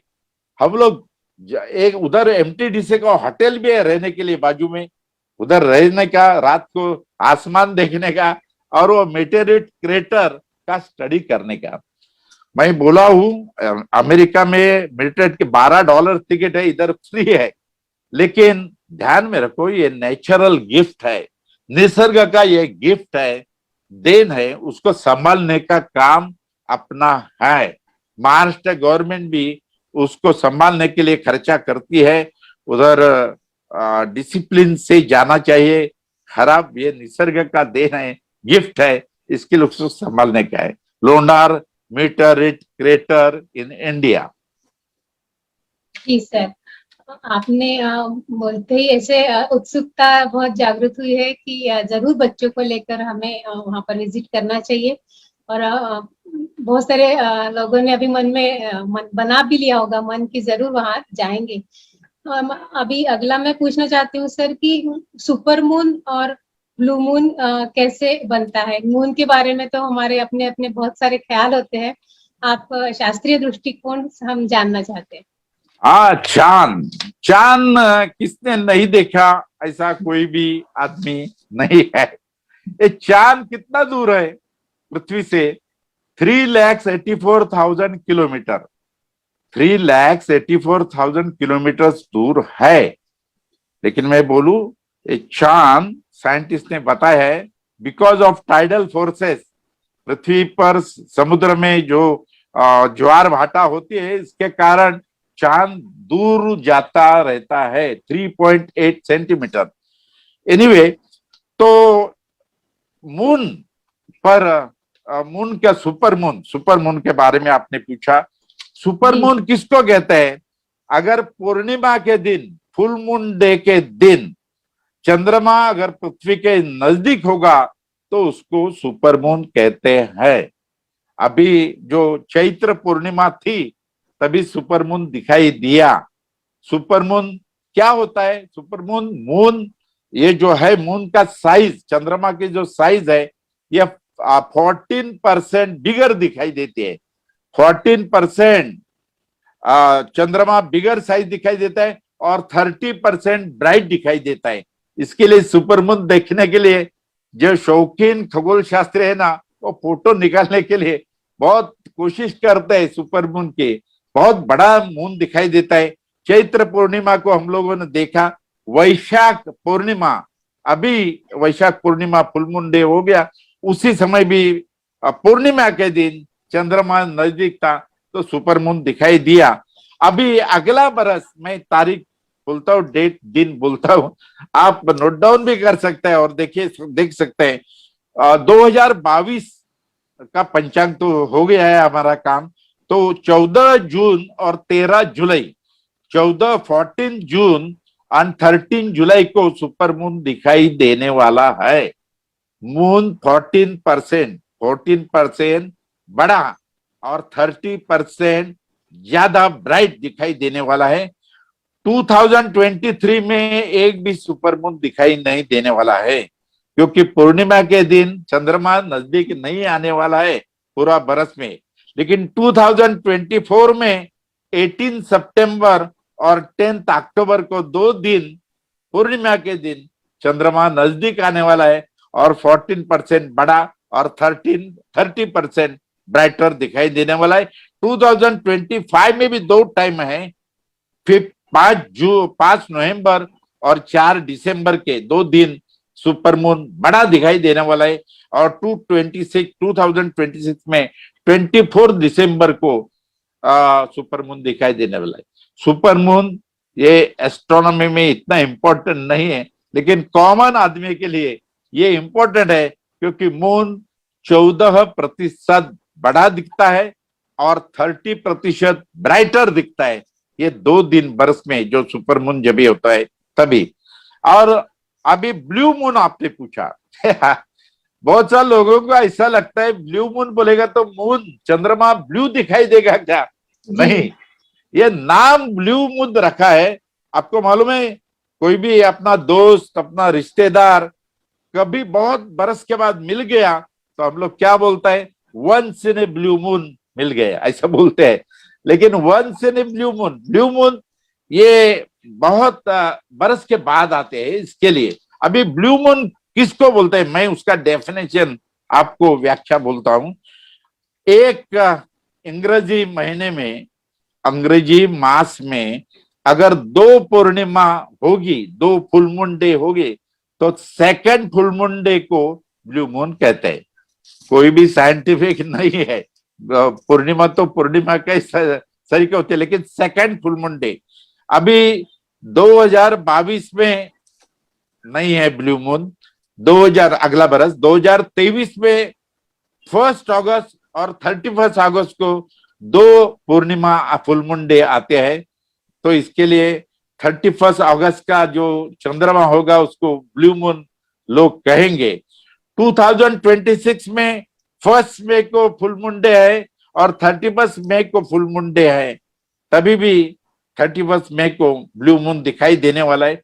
2028 में 2 दिसंबर और 31 दिसंबर 2 पूर्णिमा दिन आते हैं एक अंग्रेजी मास में, तो तभी भी आप हम लोगों को full moon day blue moon day दिखाई देने वाला है, ब्लू मून दिखाई देने वाला है। 2031 में भी 1 सितंबर और 30 सितंबर को तो फुल मून डे है। तो ध्यान में आ गया, सुपर मून बोलेगा तो पूर्णिमा का दिन चंद्रमा नजदीक आता है और 14% बड़ा दिखता है और 30% ब्राइटर दिखता है, उसको सुपर मून कहते हैं। और ब्लू मून एक अंग्रेजी महीने में मास में 2 पूर्णिमा अगर आएंगी ये फुल मून डे, तो सेकंड चंद्रमा को, सेकंड पूर्णिमा के चंद्रमा को ये ब्लू मून कहते हैं। लेकिन ब्लू मून दिखाई नहीं देता है। जी जी सर, ऐसे तो तारों को हम जमीन पर लेटकर अक्सर देखा करते हैं, लेकिन इन तारों को, नक्षत्रों को पहचान कैसे सकते हैं सर? हम इसकी पहचान कैसे होती है? हाँ, ये बहुत अच्छा सवाल। हम रात में आसमान देखते हैं, कितने तारे देखते हैं ना, और मन को बहुत संतोष होता है, आनंद प्राप्त होता है। भाई अगर बोलो हर एक तारा को नाम दिया है, हर एक तारका को नाम दिया है, लेकिन हम लोगों ने, भारतीय लोगों ने जो सूर्य मार्ग है उसको क्रांति वृत्त कहते हैं, उसको 27 डिविजन्स किया और उसको नक्षत्र हम लोग बोलते हैं। और अपने पंचांग में हम लोग चंद्रमा जिस नक्षत्र में होता है उसका नाम और उसका टाइम देते हैं। अभी हम लोगों ने चांद्रमास का नाम तो बहुत पढ़ा है ना, अभी चैत्र, वैशाख, ज्येष्ठ, आषाढ़ से फाल्गुन तक ये चांद्रमास होते हैं। जैसे जनवरी फरवरी में अंग्रेजी बरस के मास का नाम है, वैसे चैत्र से फाल्गुन ये अपना चांद्रमास को जो है उसका नाम है। अभी एक सादा सरल नियम है, चैत्र मास में चित्रा स्पाइका स्टार पूर्व में रात के प्रारंभ में दिखाई देती है, पूरा रात आसमान में दिखाई देगी और दूसरे दिन सुबह उसको सेट होगी, वो होराइजन के नीचे जाएगी। चैत्र में चित्रा, वैशाख में विशाखा, ज्येष्ठ में ज्येष्ठा, आषाढ़ महीने में पूर्वाषाढ़ा, श्रावण महीने में श्रवण, भाद्रपद महीने में पूर्वा भाद्रपदा, आश्विन महीने में अश्विनी, कार्तिक महीने में कृत्तिका, प्लीट्स 6 तारे का एक ग्रुप है। और मार्गशीर्ष में ओरायन मृग, और पौष महीने में पुष्य, माघ महीने में मघा और फाल्गुन महीने में उत्तर फाल्गुन। अगर मार्गशीर्ष महीना है तभी आपके घर में कोई गेस्ट आ गया और आपको उसने पूछा आज रात को कौन सा नक्षत्र पूरब में होगा, तो आप बोल सकते हैं मृग नक्षत्र, ओरायन कॉन्स्टलेशन। हम लोग मार्गशीर्ष महीने में आसमान में पूरब दिशा में आसमान में दिखाई देगा सीधा, क्योंकि वह पूरा रात मृग नक्षत्र दिखाई देगा। ये ऐसा जनवरी फरवरी का नहीं है। भारतीय चांद्र मास के जो नाम है, ये आकाश दर्शन को उसको मिलाना है, उसके कारण हम लोग पहचान सकते हैं आसमान के नक्षत्र। लेकिन ऐसा अंग्रेजी जनवरी में कौन सा दिखाई देगा, फरवरी में, ये नहीं यार। ये बच्चों को भी हम लोग सिखाना चाहिए चैत्र से फाल्गुन तक। और ये 27 नेम्स है कॉन्स्टलेशन के। तो सूर्य मार्ग के ऊपर जो कॉन्स्टलेशन है, वो नक्षत्र, उसके नाम है अश्विनी, भरणी, कृतिका, रोहिणी, मृग, आरुद्रा, रेवती तक। तो ये नाम अगर हम लोग बाहर करेंगे, बच्चों को सिखाएंगे, मास के नाम सिखाएंगे, तो छोटा बच्चा भी बोल सकता है कौन सा नक्षत्र आज रात को दिखाई देने वाला है। ये पहचान उसको बचपन से अगर करेंगे तो मैं बोलता हूं ये बहुत बहुत काम, उसके लिए बहुत आप बड़ा काम करते। अगर आप बच्चों को पैसा रखेगा, एजुकेशन देने का है, तो भी ये हॉबी, एक शौक चाहिए। क्योंकि पूरा जिंदगी में जब भी दुख का समय आता है, जब भी टेंशन आता है, अभी कोरोना का टेंशन है, देखो आजकल ये कोरोना के टेंशन में अगर आप टेरेस पे जाएगा और आसमान में नक्षत्र तारा का दर्शन लेगा ना, मन को पुष्टि होते है, आनंद प्राप्त होता है। तो ये दोस्तों, ये शौक जो है, ये चाहिए। किसी को पढ़ने का शौक होता है, गाने का शौक होता है, वैसा एस्ट्रोनॉमी का शौक है। तो ये जो है नक्षत्र का, और कितना डिस्टेंस है मैं बोलता हूं आपको, तो आपको ये जानकारी होगी। चंद्रमा जो है, जो चंद्रमा कितना दूर है, 3,84,000 किलोमीटर, इतना दूरी पर है चंद्रमा। लेकिन सूरज कितना दूर है, तो सूरज 8.5 प्रकाश किरण को सूरज से पृथ्वी पर आने के लिए 8.5 मिनट लगता है। हाँ, और सूरज के दूसरा नजदीक तारा जो प्रॉक्सिमा सेंटारोस है, मित्र तारा, उसको नामक मित्र रखा है, तो वो 4 light years away from us. Light year, प्रकाश वर्ष मैं बोलता हूं। अभी बंबई से दिल्ली कितना है, ये मिलीमीटर में बोलेंगे तो कितना बड़ा फिगर हो जाएगा। वैसा आसमान का जो डिस्टेंस है तारा का, उनका भी ऐसा ही है। तो व्याध तारा कितना दूरी पर है, ये किलोमीटर में हम लोग बोल नहीं सकते। तो उसके लिए प्रकाश वर्ष ये परिमाण है। एक प्रकाश वर्ष तो कितना किलोमीटर, मैं बोलता हूं। What is the speed of the light? ये प्रकाश किरण 1 सेकंड में 3 लाख किलोमीटर जाता है। मैं वापिस बोलता हूं, प्रकाश किरण 1 सेकंड में 3 लाख किलोमीटर जाता है। तो 3 lakh multiply by 60, multiply by 60, multiply by 24, multiply by 365। एक बरस में प्रकाश किरण जितना डिस्टेंस अंतर जाता है, वह अंतर को एक प्रकाश बरस बोलते हैं। तो प्रॉक्सिमा सेंटोरस जो मित्र तारा है, सूरज तो 8.5 प्रकाश मिनट है। हाँ, तो मित्र तारा है वो 4.5 प्रकाश वर्ष, लाइट ईयर अवे फ्रॉम अस, अपने से दूरी पर है। व्याध तारा, साइरस ने देखा होगा, बहुत brightest star in the sky. आसमान में व्याध तारा आप लोगों ने देखा होगा, तो वो ब्राइटेस्ट स्टार है, वो 9 लाइट ईयर्स अवे फ्रॉम है। 9 लाइट ईयर्स, 9 प्रकाश वर्ष है दूरी पर। अभी आज रात को उसको देखेंगे ना आप, तो अपने आंख पर जो प्रकाश किरण आएगा, वह 9 बरस पहले व्याध तारा से निकला होगा। बहुत अजब है। 9 इयर्स बैक अभी रोहिणी तारा का है, खाली आंख से हम लोग देख सकते हैं, टेलीस्कोप की जरूरत नहीं है। तो वो 68 light years away from us, 68 light years दूरी पर है। तो 68 बरस पहले जो लाइट निकल गई वो तारा पर से, वो अभी अपने आंख पर आती है, तभी तारा हम लोग देखते हैं। इतने दूरी पर है। देयर आर सम स्टार, कोई स्टार 1500 प्रकाश बरस पहले दूरी पर है। 1500 प्रकाश किरण को तारा से पृथ्वी पर आने के लिए 1500 बरस लगते हैं। ध्यान दीजिए, इतना दूर जो तारा है वह नक्षत्र का नाम, उसके ब्राइटनेस, उसके डिस्टेंस, अंतर, ये अगर हम लोग जान लेंगे ना तो बस बहुत खुशी होती है। इसके लिए नक्षत्र का ज्ञान भारतीय प्राचीन काल में भी था। अपने इधर जो पंचांग है, जो अलमनाक हम लोग बोलते हैं, पंचिका बोलते हैं, वो पंचांग, उसमें जो नक्षत्र है वह ईस्वी सन पूर्व पहले 1500 बरस से, तो 3000 3500 बरस पहले से हम भारतीय लोगों को ये ज्ञान है। तो इसके लिए 88 कॉन्स्टलेशन हम लोग क्रांति वृत्त पर, सूर्य मार्ग वृत्त पर जो 27 भाग है वो पंचांग में देते हैं, लेकिन नॉर्थ पोल, साउथ पोल, तो उसमें सब पूरा आसमान के 88 डिवीजन के है, उसको 88 कॉन्स्टलेशन बोलते हैं। ये एस्ट्रोनॉमी के बहुत से बुक्स है, उसमें ये स्टार की जानकारी देती है, हर एक स्टार कितना दूरी पर है, हर एक स्टार की तेजस्विता कितनी है, इसकी इंफॉर्मेशन बुक में होती है। ये चार्ट होते हैं, आजकल मोबाइल पर भी ये नॉलेज है, ये जानकारी है, ये मिलती है।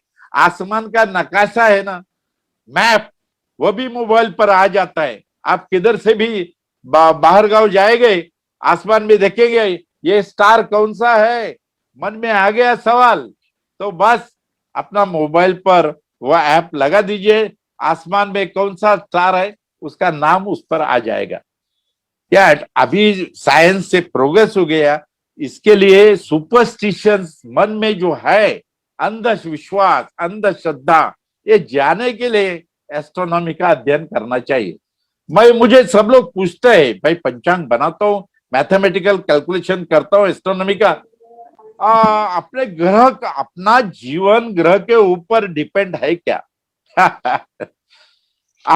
श्रद्धा है हर एक की, भारतीय लोगों में श्रद्धा है, लेकिन ग्रह को ऊपर अपना जिंदगी है डिपेंड, लेकिन कौन सा ग्रह? आग्रह, विग्रह, अनुग्रह, संग्रह, है कि नहीं? अपना पत्नी हमारे पर इफेक्ट ज्यादा करते हैं, अपने माँ बाप अपने पर इफेक्ट करता है, अपना टीचर इफेक्ट ज्यादा करता है, वह शनि नहीं करता है। शनि तो कितना दूरी पर है। अपना नौकर, नौकरानी घर में नहीं आएगी एक दिन, जो घर में औरत है उसको तकलीफ होता है, उस पर इफेक्ट ज्यादा होता है। दोस्त हो, मैं बोलता हूँ ये ग्रह आसमान के नहीं, ये नक्षत्र तारा आसमान के नहीं, ये मन में जो है ना 99.9% वी आर रिस्पॉन्सिबल, हम लोग जिम्मेदार है जिंदगी के लिए अपने। ये ध्यान में कभी आता है, हम लोग खगोल शास्त्र का अध्ययन करते हैं, नक्षत्र का ज्ञान लेते हैं, ग्रह पर जानकारी लेते हैं, तभी ये जानकारी मिलती है। और हम लोगों को सुपरस्टिशन जो है, अंधविश्वास, वो दूर पर चला जाता है। इसके लिए मेरी प्रार्थना है सबको कि एस्ट्रोनॉमी का अध्ययन करे। किताब अवेलेबल है, गूगल पर सब इंफॉर्मेशन है। और हम लोग तो अभी आसमान में चंद्रमा पर भी गए, मंगल पर गए, और अगले 100 बरस पे हम लोगों को साइंस में कितने प्रोग्रेस हो गए। तो ये इसके लिए एस्ट्रोनॉमी का अध्ययन करना चाहिए। जी धन्यवाद सर। भारतीय अंतरिक्ष जो संस्था है, इसका इस क्षेत्र में कितना योगदान है? क्योंकि सर हम सभी जानते हैं कि भारत एक विकसनशील देश है, लेकिन गरीब देश भी बहुत सा हमको ऐसे संबोधित किया जाता है। तो इस क्षेत्र में करोड़ों डॉलर्स का खर्चा गवर्नमेंट करती है, तो कितना योगदान है और इतना खर्चा क्यों किया जाता है? ऐसा एक मन में सवाल आ रहा है। मैडम, आपका सवाल तो बहुत लोग पूछते हैं, ये पैसा क्यों खर्चा करता है मंगलयान के ऊपर, चंद्रमा पर जाने के लिए? इधर तो पानी नहीं है, खाना नहीं है। मैं बोलता हूं उसके लिए वेरी गुड, आप बेस्ट क्वेश्चन, मैं बोलता हूं इसका जो जवाब है वहां। लेकिन आसमान में रुचि क्यों हो गई?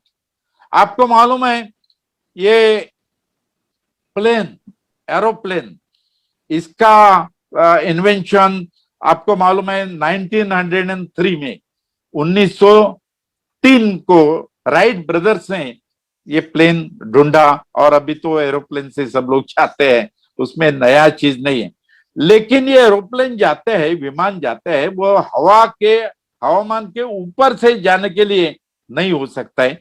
उसके लिए आर्टिफिशियल सैटेलाइट, कृत्रिम उपग्रह रशिया ने 4 अक्टूबर 1957 को ऊपर भेजा सक्सेसफुली। तभी ये अवकाश युग शुरू हो गया, और स्पुतनिक कृत्रिम उपग्रह आर्टिफिशियल सैटेलाइट गया। बाद में लाइका डॉग को भेजा 1957 में, कुत्ते को भेजा ऊपर, आदमी नहीं गया पहले। बाद में मंकी भेजा 1959 में अमेरिका से सैम, और रशिया ने लाइका डॉग भेजा ऊपर। लाइका डॉग की, कुत्ते की मृत्यु हो गई, लेकिन सैम मंकी जो ऊपर भेजा था, जुपिटर नाम का एक, और सैम का, वो पृथ्वी पर आ गए। बाद में 12 अप्रैल 1961 में यूरी गागारिन, रशिया का, वो पहला अवकाशवीर बन गया। अंतराल में 108 मिनट्स में पृथ्वी प्रदक्षिणा उसने की। तभी से अवकाश युग का प्रारंभ हो गया। बाद में वेलेंटिना तेरेस्को, आप लोग महिला लोग भी कम नहीं है, ये अंतराल महिला वेलेंटिना तेरेस्कोवा 1963 में अंतरिक्ष में गई, और स्पेस वॉक मार्च 1965 में रशिया के अवकाशवीर ने किया। स्पेस वॉक, अंतरिक्ष में चलना, रोड पर तो हम लोग चलते हैं, प्लेन में से तो जाते हैं, अंतरिक्ष में जीरो ग्रेविटी में चलना, ये उन्होंने किया 1965 में। बाद में अमेरिकन प्रेसिडेंट कैनेडी ने, रशिया और अमेरिका कंपटीशन थी, आपको ध्यान होगा, तो अमेरिका के प्रेसिडेंट जॉन कैनेडी ने बोला कि हमारा आदमी, अमेरिका का आदमी चांद पर पहले जाएगा। तो 28 जुलाई 1969 नील आर्मस्ट्रांग ने पहला पैर, मानव का पहला पैर मून पर रखा।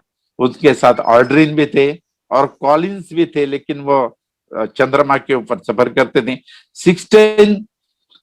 28 जुलाई 1969 ये चंद्रमा पर आदमी गया। फर्स्ट स्पेस शटल 12 अगस्त 1981 में शुरू हो गई, और स्काईलैब प्रयोगशाला आसमान में, अंतरिक्ष में, ये भी 1987 में थी। मंगल पे ऊपर वाइकिंग यान 1976 में गया। आपने सवाल पूछा इंडिया के बारे में।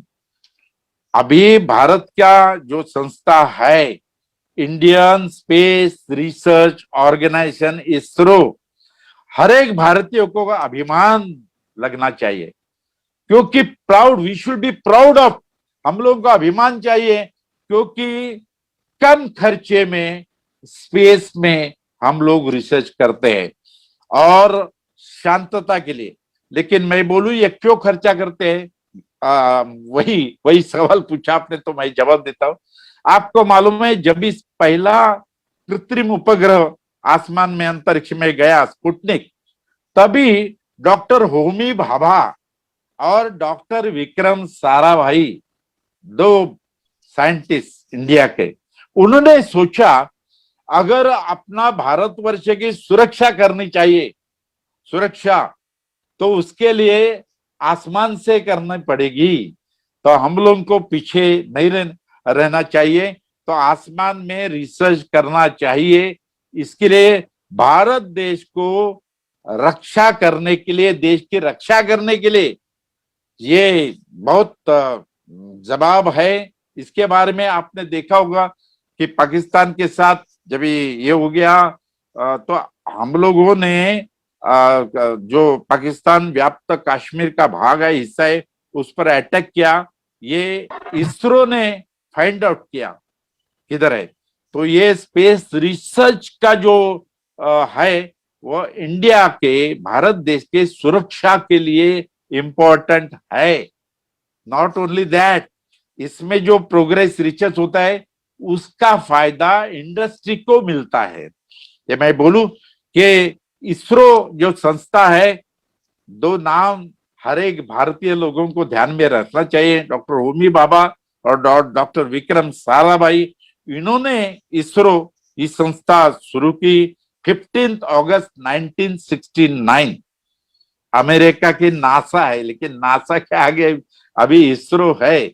15 अगस्त 1969 पहला आर्यभट्ट कृत्रिम उपग्रह इंडिया का 1975 में रशिया के मदद से गया। इंडिया की पावर नहीं थी तभी, ध्यान में रखिए। ईयर 1975 राकेश शर्मा पहला भारतीय अवकाशवीर अंतरिक्ष में गया रशिया के मदद से। 1984 बच्चों को भी अभिमान लगना चाहिए, पहला अंतरिक्ष भारतीय वीर 1984 में राकेश शर्मा। बाद में रॉकेट जो चाहिए, बलवान रॉकेट, वो इंडिया ने डेवलप किया, इसरो ने डेवलप किया। बहुत कठिन काम है। मैं आपको एक दूसरा चीज बोलूंगा, पहले सबको ध्यान में। जो दूसरा आदमी जब भी हमको नहीं बोलता है ना, वह हम लोग को मदद करता है। जैसे अमेरिका रशिया ने इंडिया को सुपर कंप्यूटर ना बोला, तो पुणे में सुपर कंप्यूटर तैयार हो गया। सीडैक कंपनी ने ना बोला, तो अगर वो देते तो हम लोग नहीं बनाते थे। अभी ये भी क्रायोजेनिक इंजन रशिया और अमेरिका ना बोली, सैटेलाइट ऊपर भेजने के लिए, वजन ऊपर भेजने के लिए इंडिया ने क्रायोजेनिक इंजन तैयार किया। अभी चंद्रयान 2 में जो बग्गी थी चंद्रमा पर उतरने वाली थी, वो रशिया ना बोला तो इंडिया ने तैयार किया। जब भी दूसरा ना बोलते हैं ना, वो अपने को मदद करते हैं, इसके लिए हम लोग प्रोग्रेस करते हैं। चंद्रयान 1 2008 में 22 अक्टूबर में गया चंद्रमा के ऊपर, चंद्रमा के भ्रमण किया। और आपको मैं एक बात बोलता हूं, चंद्रमा के पोलर रीजन में पानी है, ये ढूंढ डाला। अमेरिकन साइंटिस्ट को, नासा को भी ये ढूंढने नहीं हो गया इतने बरस बाद भी। वो इसरो ने, चंद्रयान 1 ने ढूंढ निकाले कि चंद्रमा पर पानी है। बाद में मंगलयान 5 नवंबर 2013 को मंगलयान गया। अभी आपको तो उसकी जानकारी भी होगी, अखबार में आया था। रिक्शा के खर्चे से मंगलयान गया। ये कैसे जाता है मैं बोलता हूँ। अमेरिका का यान है ना, सब लोग डायरेक्ट जाता है, अपना पृथ्वी के ऊपर परिक्रमा करते हैं, और वह स्पीड आने के बाद वो दूसरे ग्रह पर जाते हैं। इसके लिए कम खर्चे में यान जाते हैं। 104 सैटेलाइट्स, एक अग्निबाण से, एक रॉकेट से 104 कृत्रिम उपग्रह ऊपर भेज दिए अंतरिक्ष में। 15 फरवरी 2017 पहले रशिया का रिकॉर्ड था। रशिया ने 37 सैटेलाइट्स ऊपर भेजे थे एक रॉकेट की सहायता से।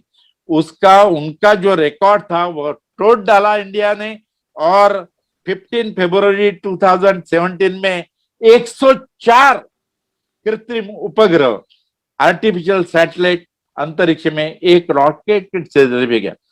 अपने हम लोगों के इंडियन साइंटिस्ट जो है वह कुछ कम नहीं है। अपने बच्चों को बोलना चाहिए। क्या है, पॉलिटिक्स है, आप टीवी पर न्यूज देखेंगे, अखबार पढ़ेंगे, ऐसा लगता है अपना इंडिया कितना पीछे है। पीछे नहीं है।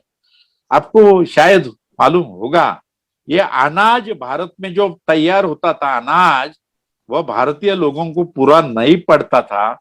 वह अमेरिका के भीख मांगना पड़ती थी उस समय। वह जो अनाज देते थे वो लोग इंडिया को। अभी इंडियन एग्रीकल्चर में, क्रॉप्स में इतना हम लोगों ने प्रोग्रेस किया है कि भारत में जो अनाज पैदा होता है पूरा पड़ता है। हम लोग कम नहीं है, बुद्धि से भी हम लोग कम नहीं है। आर्यभट्ट, वराहमिहिर, भास्कराचार्य, ब्रह्मगुप्त के, ये हम लोग है इंडियन। सो अपने बच्चों को भी हम लोग पेरेंट्स बताना चाहिए कि हम लोग कुछ कम नहीं। चंद्रयान 2 थोड़ा सक्सेसफुल नहीं हुआ, लेकिन चंद्रयान 3 जाने वाला है, गगनयान 1 जाने वाला है। जो हम लोग भी आदमी को इंडिया से, अवकाशवीर को ऊपर अंतरिक्ष में भेजने वाले, नजदीक में इसरो ये बड़ा काम करती है। उस पर जो खर्चा है वह भारत देश के रक्षा करने के लिए बहुत उसका उपयुक्त है। नॉट ओनली दैट, या भी बारिश आते हैं किधर आने वाली है, ये ऊपर का सैटेलाइट बोलते हैं उसका फोटो, ये कितना फायदा है हम लोगों को।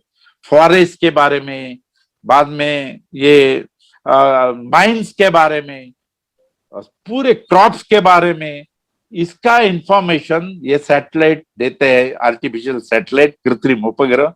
ये इसरो का योगदान है, ये भारतीय शास्त्रज्ञ के योगदान है, इसके लिए ये कम नहीं है। बच्चों को भी आप अगर प्रेरणा देंगे तो वो लोग बच्चे भी बोलेंगे पिताजी को, माताजी को कि मैं भी साइंटिस्ट बनने वाला हूँ और इंडिया का नाम सबसे ऊपर उठाने वाला हूँ।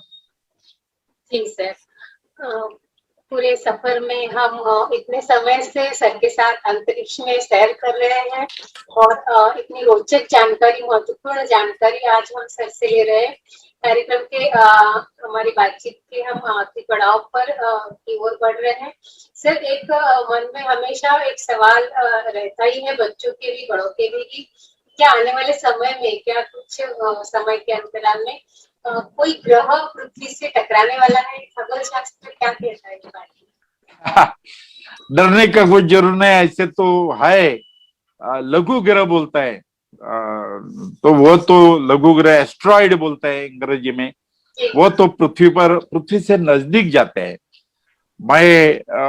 अभी क्या है, अभी साइंस इतना प्रोग्रेस हो गया ना, कोई भी एस्ट्रॉइड अर्थ पर कोलाइड होने वाला है, टकराने वाला है, ये पहले मालूम पड़ने वाला है।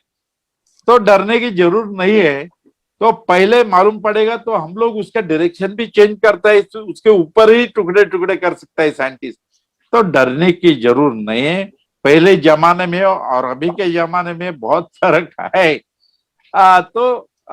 ये जो एस्ट्रॉइड लघु ग्रह पृथ्वी पर अगर टकराने वाला है तो पहले मालूम पड़ेगा आपको।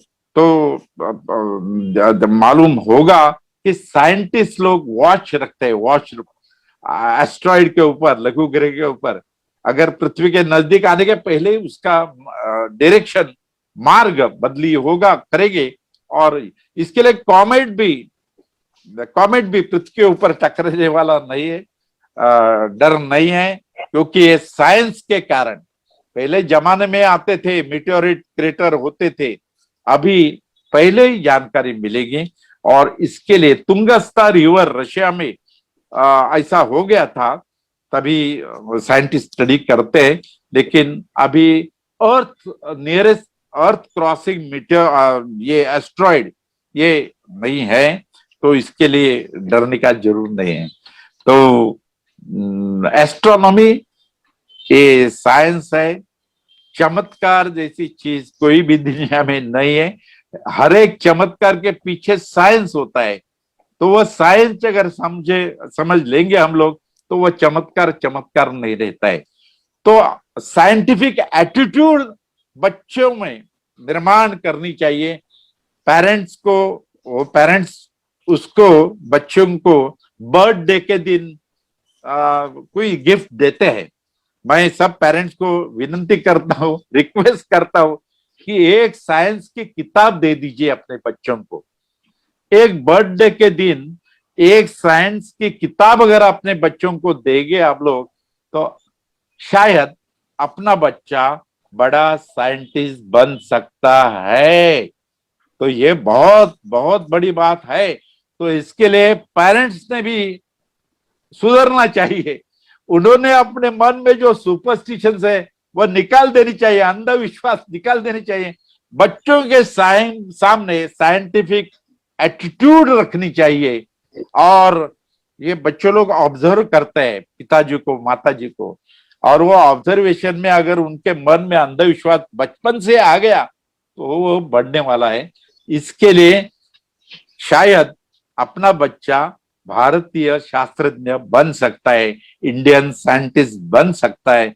हर एक पेरेंट्स ने माता पिता ने ये सोचनी चाहिए और उसके बच्चे के बर्थडे के टाइम, जन्म दिनांक के टाइम गिफ्ट देते हैं, खाना तो दे दो, कुछ भी दे दो, लेकिन उसके साथ साइंस की एक किताब दे दो, तो बच्चा जिंदगी भर ध्यान रखेगा। मेरे पिताजी ने ये किताब दी थी, इसके लिए मैं साइंस में रुचि हो गई, इसके लिए मैं इतना रिसर्च किया मैंने, ये बोल सकेगा। धन्यवाद sir. Scientific attitude is really important कि हम पूरी सैर जो कर रहे हैं अंतरिक्ष की बात पर सर की जानकारी को लेते हुए अगर हम सोचे तो हमेशा ही अज्ञान का जो अंधकार है वो केवल ज्ञान के प्रकाश से ही दूर हो सकता है। ये सर ने महत्वपूर्ण संदेश आज पूरी चर्चा को लेते हुए हम सब ने पाया है। वाक सर से विनती करती हूँ कि अगर कोई प्रश्न पूछना चाहते हैं मान्यवर तो जरूर पूछे। वाक सर। दामोदर डहाळे। हाँ, थैंक यू सर। हाँ, मेरी आवाज सुनाई दे रही है सर? हाँ जरूर। Thank you sir. First of all I am feeling proud to meet you sir. yeah. What is your question? You can ask question. Yeah. Sir, मुझे ये जानना है आपसे कि हम अंतरिक्ष से, अभी तो मानव को बहुत आगे जाना है, आपसे ही हम पता चला कि पहले साइंस प्रगत में ही था तो बहुत सी जानकारियां हम अंधविश्वास के रूप में मानते थे, लेकिन अभी विज्ञान प्रगत हुआ है तो कुछ वहां से जानकारी हमें प्राप्त हो रही है। इसका मतलब विश्व पहले से ही है, मानव अभी हम अपनी संस्कृति बढ़ा रहे हैं। सही बात है सर? तो मैं ये सब मानव सभ्यता के लिए ये आपसे पूछना चाहता हूँ कि हम अंतरिक्ष से मानव मूल्य प्रस्थापित करने के लिए और मानवीय संस्कृति आगे बढ़ाने के लिए, सकारात्मक ऊर्जा के लिए अंतरिक्ष से हम क्या सीख ले सकते हैं, क्या आदर्श प्राप्त कर सकते हैं? हाँ जरूर। ये प्रोग्रेस बदल पूरे अब हम लोग देखेंगे तो ये चेंज रहने वाला है, प्रोग्रेस रहने वाला है, और अपना देश को, भारत देश को पीछे रह के नहीं चलेगा। पहले जमाने में ठीक था, पारतंत्र थे, अभी हर एक बच्चे को ये जानकारी देनी चाहिए कि हम लोग कुछ भी कम नहीं है, तो मन में वो परिवर्तन हो जाएगा तो हाथ से वो कृति होगी, तो हम लोग ये कर सकते हैं। दुनिया में क्या हो गया ये साइंस, ये जो वेस्टर्न कल्चर है ना, उसके कारण हम लोग को ऐसा मन में आ जाता है कि हम लोग पीछे नहीं है। तो हिस्ट्री, अपनी हिस्ट्री बच्चों को बताना चाहिए। और ये अंतरिक्ष में जो प्रोग्रेस होता है ना, ये जो विकास होते हैं, मैंने बोला स्पुतनिक से स्पेस शटल तक, इंडिया में अभी चांद्रयान एक, मंगलयान, ये इसके कारण इंडस्ट्री जो है उसमें भी नया रिसर्च चलता है। आपको जानकारी होगी चांद्रयान 2 जो गया, इसरो ने भेजा, उसमें जो कंपोनेंट थे वह इंडियन इंडस्ट्री से बनाए हुए थे। We should be proud of this, यह अभिमान है। और उसका फायदा दूसरे इंडस्ट्री को, मेडिकल साइंस को भी मिलता है। तो वही इसके लिए ये परिवर्तन, ये जो अच्छा परिवर्तन बदल है, ये इसके लिए ये एस्ट्रोनॉमी का जो अंतरिक्ष का जो विकास है आपने पूछा वो सही है। Thank you sir. सर, अंतरिक्ष जितना बड़ा दिखता है उतनी ही उसमें जानकारी बहुत है। और आज सोमन सर से बात करते हुए हमें समझ में आया कि हम बहुत सी जानकारी के बारे में अनभिज्ञ थे।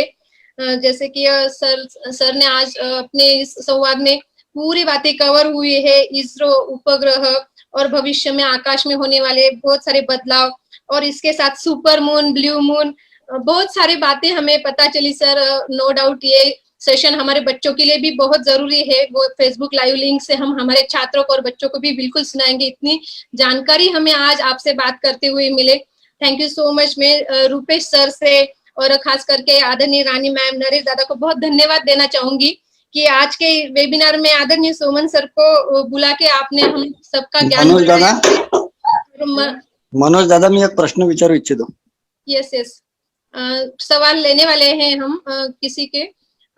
नसरुद्दीन सर प्लीज अनम्यूट मैं कीजिए। गायकवाड़ नागपुर से कुछ पूछना चाहता हूँ. Gaikwad sir, Gaikwad sir.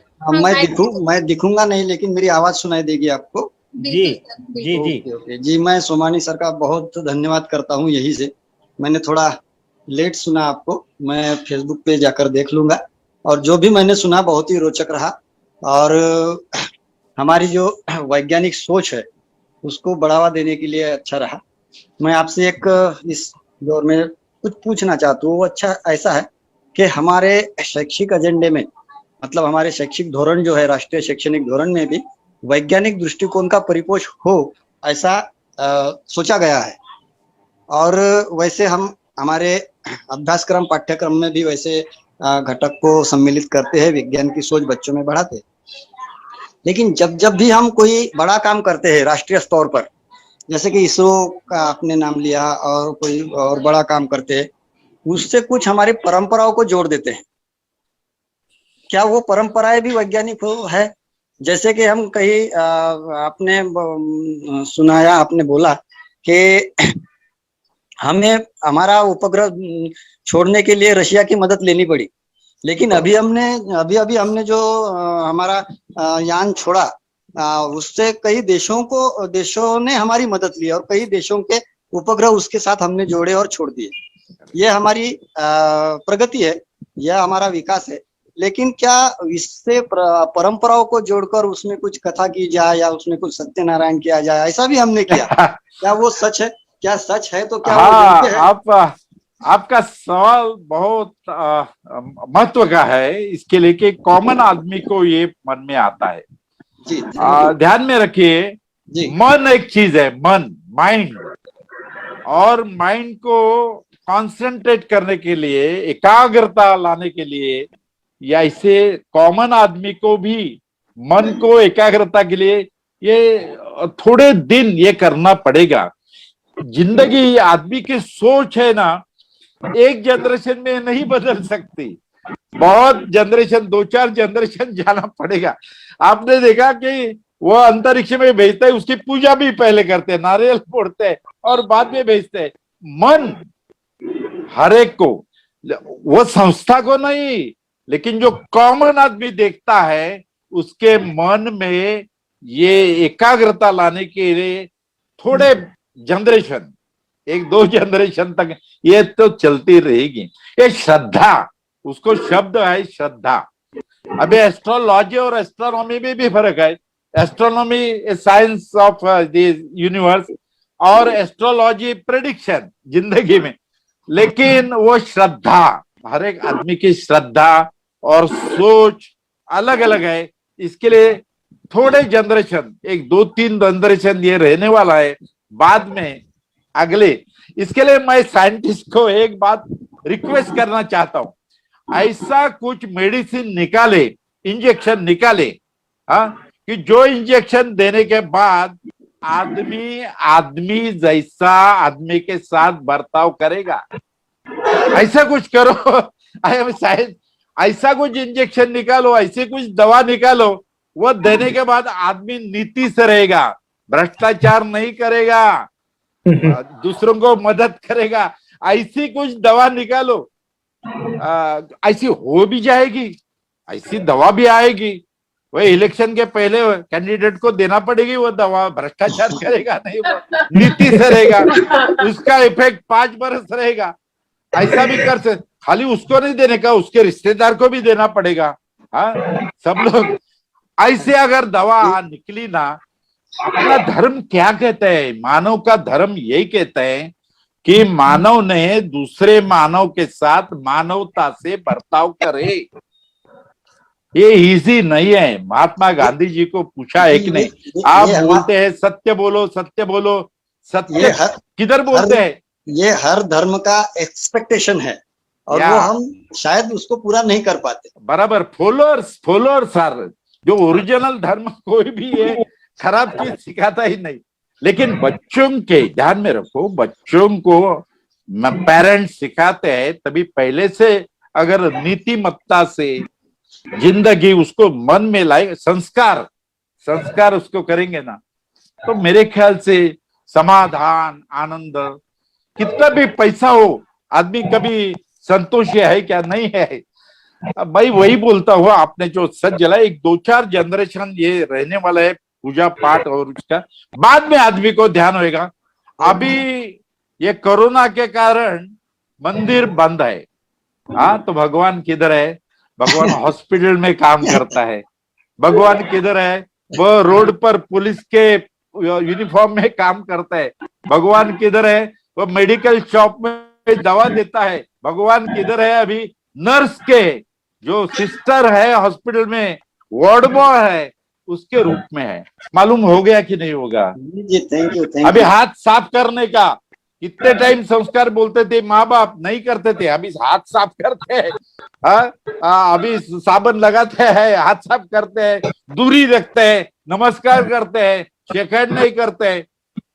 होने वाला है, देखो ये ऑटोमेटिक आने वाला है कि भगवान, ये भगवान क्या है? मैं एस्ट्रोनॉमी का अध्ययन किया, इसके लिए बोलता हूँ।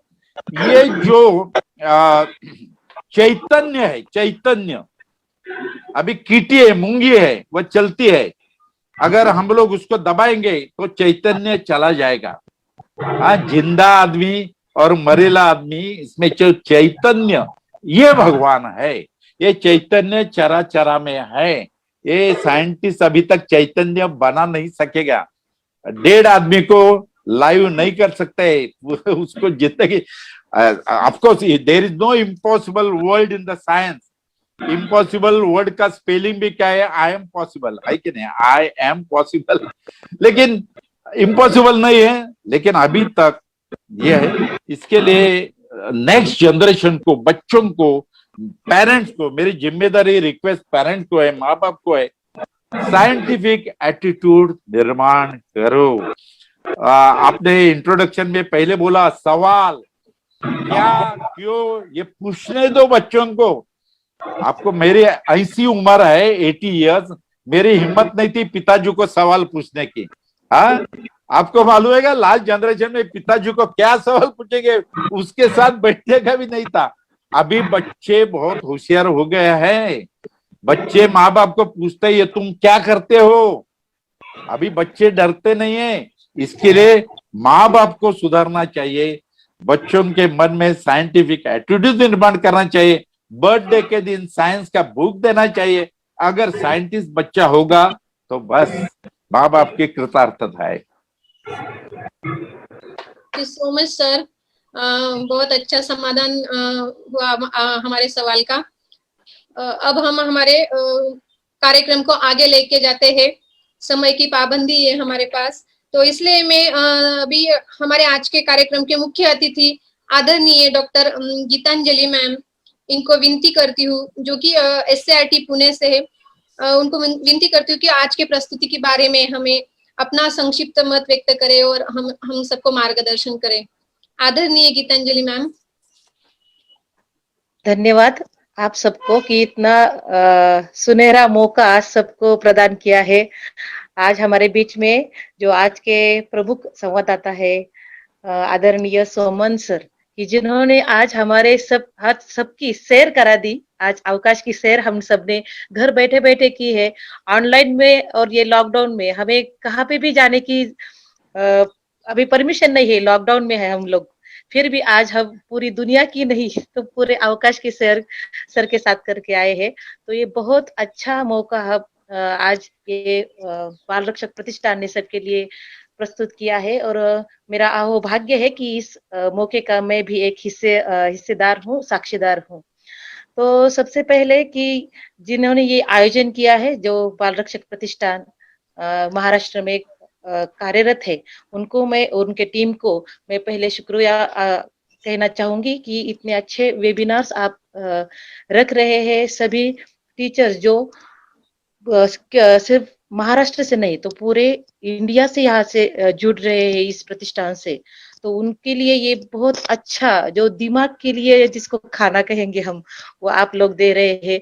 ना कि सिर्फ आप बच्चों को मेन स्ट्रीम में जो आउट ऑफ स्कूल चिल्ड्रन है उनको सिर्फ आप ये मेन स्ट्रीम में नहीं लाने के लिए काम कर रहे हैं, तो उसके बावजूद भी और आप उसके ये बाउंड्री तक आपने खुद को सीमित नहीं किया है, लेकिन अभी जो उनका सक्षमीकरण करना है टीचर्स का, कि वो भी इन सबको कैसे ट्रीट करे, उनको कैसे शिक्षा में टिका पाए और उनको अच्छी शिक्षा दे पाए, उसके लिए भी टीचर्स को हमें तैयार करना है। और उसके लिए आप बहुत अच्छे सब्जेक्ट्स पे यहाँ पे बहुत सारे वेबिनार्स आपने आयोजित किए हैं, और आज का ये वेबिनार तो सबसे ऊपर रहेगा क्योंकि अवकाश का है जो हमारे हमेशा हमारे ऊपर रहता है। तो ऐसे ही एक टॉप ऑफ द वेबिनार होगा आपके सीरीज में। सर ने कौन कौन से सब्जेक्ट को अगर कहे तो स्पर्श किया है। देखो, सब्जेक्ट तो था खगोल शास्त्र, लेकिन विज्ञान तो है ही उसमें, लेकिन हिस्ट्री भी हमें बताई कि प्राचीन काल से कौन कौन से जो ऋषि मुनि है उन्होंने उसमें खोज की है, कौन कौन से किताबें उन्होंने लिखी है, कौन सी भाषा में है, सब कुछ हिस्ट्री में भी उन्होंने कवर किया। बाद में जैसे कि जैसे पंचांग या ये चीजें है, तो उनको भी उन्होंने स्पर्श करते हुए लास्ट में तो आध्यात्मिक बातों के लिए भी सर ने स्पर्श किया है। तो बहुत सारे आयामों को सर ने आज स्पर्श करते हुए बहुत, जैसे एक तो सर को देखते हुए ऐसे लगता ही नहीं कि सर 80 बरस के हैं। जो उन्होंने उनका खुद का आपकी हॉबी ने आपको इतना तरोताजा रखा है सर। तो यस, क्योंकि आपकी हॉबी ऐसी है कि कोई भी इतने आसान और सभी लोग ये हॉबी नहीं रख पाते सर, और उस हॉबी को आप टाइम भी दे रहे हैं और इतना काम कर रहे हैं। अभी पहले परिचय में सुना कि 70,000 से ज्यादा लेक्चर आपने दे चुके हैं। तो आज आपको सुनकर बहुत बहुत अच्छा लगा सर कि आपने बहुत सारे आयामों पर भी मेरे लिए भी बहुत सारे चीजें नई थी, जैसे सुपर मून है या ब्लू मून है, नाम तो सुना था लेकिन वो क्या कंसेप्ट थे वो तो पता नहीं था। जैसे सूर्य ग्रहण चंद्र ग्रहण के बारे में तो पढ़ा है, लेकिन ये सुपर मून और ब्लू मून या ये जो घटनाएं हैं अवकाश में होने वाली, उनके बारे में इतना ज्यादा पता नहीं था। और आपने जो सही तरीके से ये और इतनी आसान भाषा से बता दिया कि अरे वाह। और मैंने मेरे बेटियों को भी साथ में बिठाया था कि चलो आज आप हम सब साथ में करेंगे एक अवकाश की सैर, चलो एक अच्छा मौका है। तो उनको भी आज सुनने को मिला है, वो भी बहुत खुश हो गई कि अरे इतना अच्छा होता है या एस्ट्रोलॉजी या खगोल शास्त्र। तो उनको भी वहाँ पे रुचि आ गई। और सबको जैसे बहुत सारे अंधश्रद्धाओं पर आपने प्रकाश डाला है यहाँ पे, जैसे सूर्य ग्रहण के बारे में है या नक्षत्रों के बारे में है। एक अच्छा सवाल भी मैडम ने पूछा था आपको कि नक्षत्रों का कितना परिणाम हमारे जीवन में होता है, लेकिन नक्षत्रों का तो नहीं होता, लेकिन हमारे विचारों का जरूर हमारे जीवन पर परिणाम होता है। क्योंकि हर एक जैसे कहा जाता है कि हर एक चीज दुनिया में 2 बार बनती है, एक हमारे विचारों में और बाद में प्रत्यक्ष जैसे हम कहेंगे, वैसे 2 बार तो बनती है।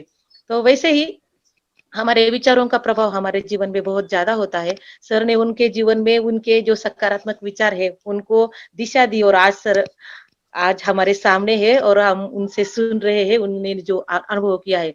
और सर ने एक एक बारीकी से हर एक घटना क्या हुआ, कितना टाइम तक वो चल रहा था, वो सूर्य ग्रहण या खग्रास का होगा या कंकणाकृति होगा, वो सब बारीकी से लिख कर रखा है। और हमें वो कितने सहजता से बताया भी है। और एक बात, जैसे शुरू में किसी ने कहा था कि आज एक जैसे एक अलग सा दिन है, तो मैं और एक सर से बात आई थी कि आज पूरे 1 साल के बाद, आज 1 साल के बाद जब तारीख होगी 14 जून 2022, इसका जिक्र सर के आज के लेक्चर में आया हुआ है कि उस दिन हम सुपर मून देख पाएंगे।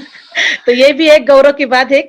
हम लोग जब ये देखेंगे तब हम सोचेंगे कि 1 साल पहले हमने इसकी सूचना हमें मिली थी, वो सुमन सर से मिली थी, और हम लोग जरूर देखेंगे और उसका साक्षात्कार जरूर करेंगे।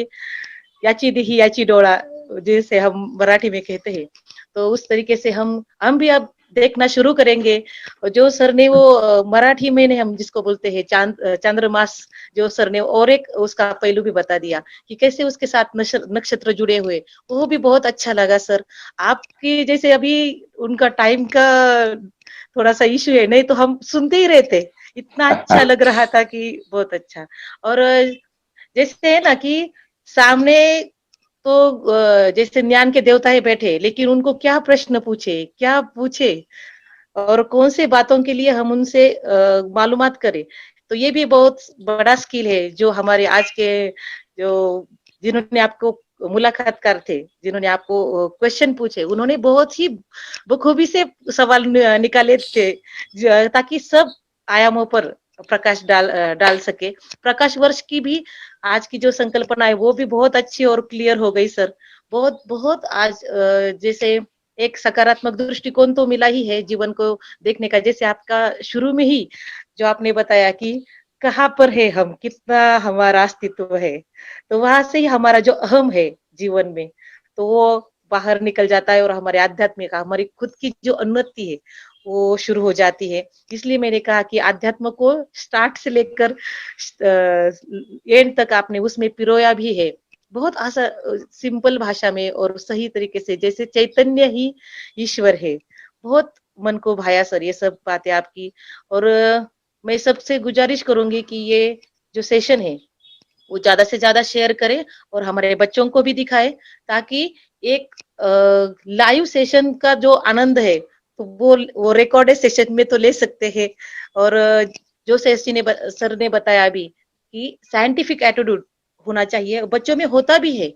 आपने देखा होगा कि बहुत सारे बच्चे जो बचपन में बहुत सारे सवाल पूछते रहे, लेकिन एक्चुअली पेरेंट्स को ही उनके सवाल के जवाब पता नहीं होते, इसलिए उनको चुप बैठो करते रहते हैं और उनकी जो जिज्ञासा होती है वो वहां पे ही हम मार देते हैं।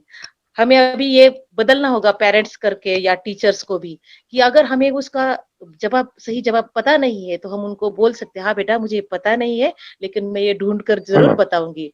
तो शायद हमारे प्रति रिस्पेक्ट बच्चों का वो भी बढ़ सकता है। और जैसे सर ने बताया कि अभी ऐप आए हैं बहुत सारे कि जो हमें जानकारी दे सकते हैं, जैसे इंटरनेट भी है, वहां पे हम सभी सवालों का जवाब मालूमात कर सकते हैं। तो हमें बच्चों की जिज्ञासा को अभी रोक नहीं लगानी चाहिए और ज्यादा से ज्यादा बच्चों के सवालों के उत्तर भी हमें ठीक तरीके से, साइंटिफिक तरीके से उनको देना चाहिए। ये सीख अगर सभी ने आज के सेशन से ली तो भी बहुत बड़ा हम लेकर जाने वाले हैं। तो आज इस सेशन को सुनने का मौका सबने प्रदान किया है और हर एक ने जिन्होंने यहाँ पे सुना है, लाइव से सुना है या यूट्यूब पे या फेसबुक पे की सुना है, तो वो भी सब कृतार्थ होते रहे होंगे। आज सबको इतना समाधान मिला होगा कि अरे आज हमने बहुत अच्छा एक सेशन सुना है।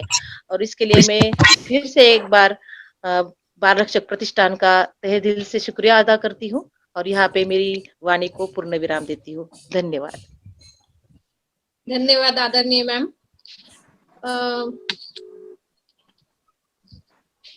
आज और आदरणीय सोमन सर को सुन के हमारे बहुत सारे सवालों के जवाब हमें प्राप्त हुए जो हमारे बच्चे हमें पूछने वाले हैं। तो हमारे पास उनके जवाब रेडी हो चुके हैं सर को सुनने के बाद। और आदरणीय गीतांजलि मैम ने भी अपना बहुत सारा वर्क देकर हमारे बाल रक्षक प्रतिष्ठान को उपस्थित है। इसके लिए मैं मैम को और मैम का जो हमें मार्गदर्शन मिला उसके लिए भी मैम को मैं बहुत सारा धन्यवाद देना चाहूंगी। और मैं नरेश दादा को रिक्वेस्ट करना चाहूंगी कि भविष्य में हम सोमन सर के पास बहुत सारा ज्ञान का भंडार है, उनको सुनना चाहेंगे। आज समय की पाबंदी थी इसलिए हमें रुकना पड़ रहा है, लेकिन भविष्य में हम जरूर एक ऐसा एक सेशन जरूर रखेंगे आदरणीय सोमन सर। अभी हम अपने कार्यक्रम के लास्ट पड़ाव में जा रही हूँ। मैं आदरणीय सुश्री उपासना शर्मा मैडम जो पंजाब से है उनसे रिक्वेस्ट करना चाहूंगी कि वो हमारे कार्यक्रम का आभार व्यक्त करें। Sharma ma'am. Thank you ma'am. Good evening everyone.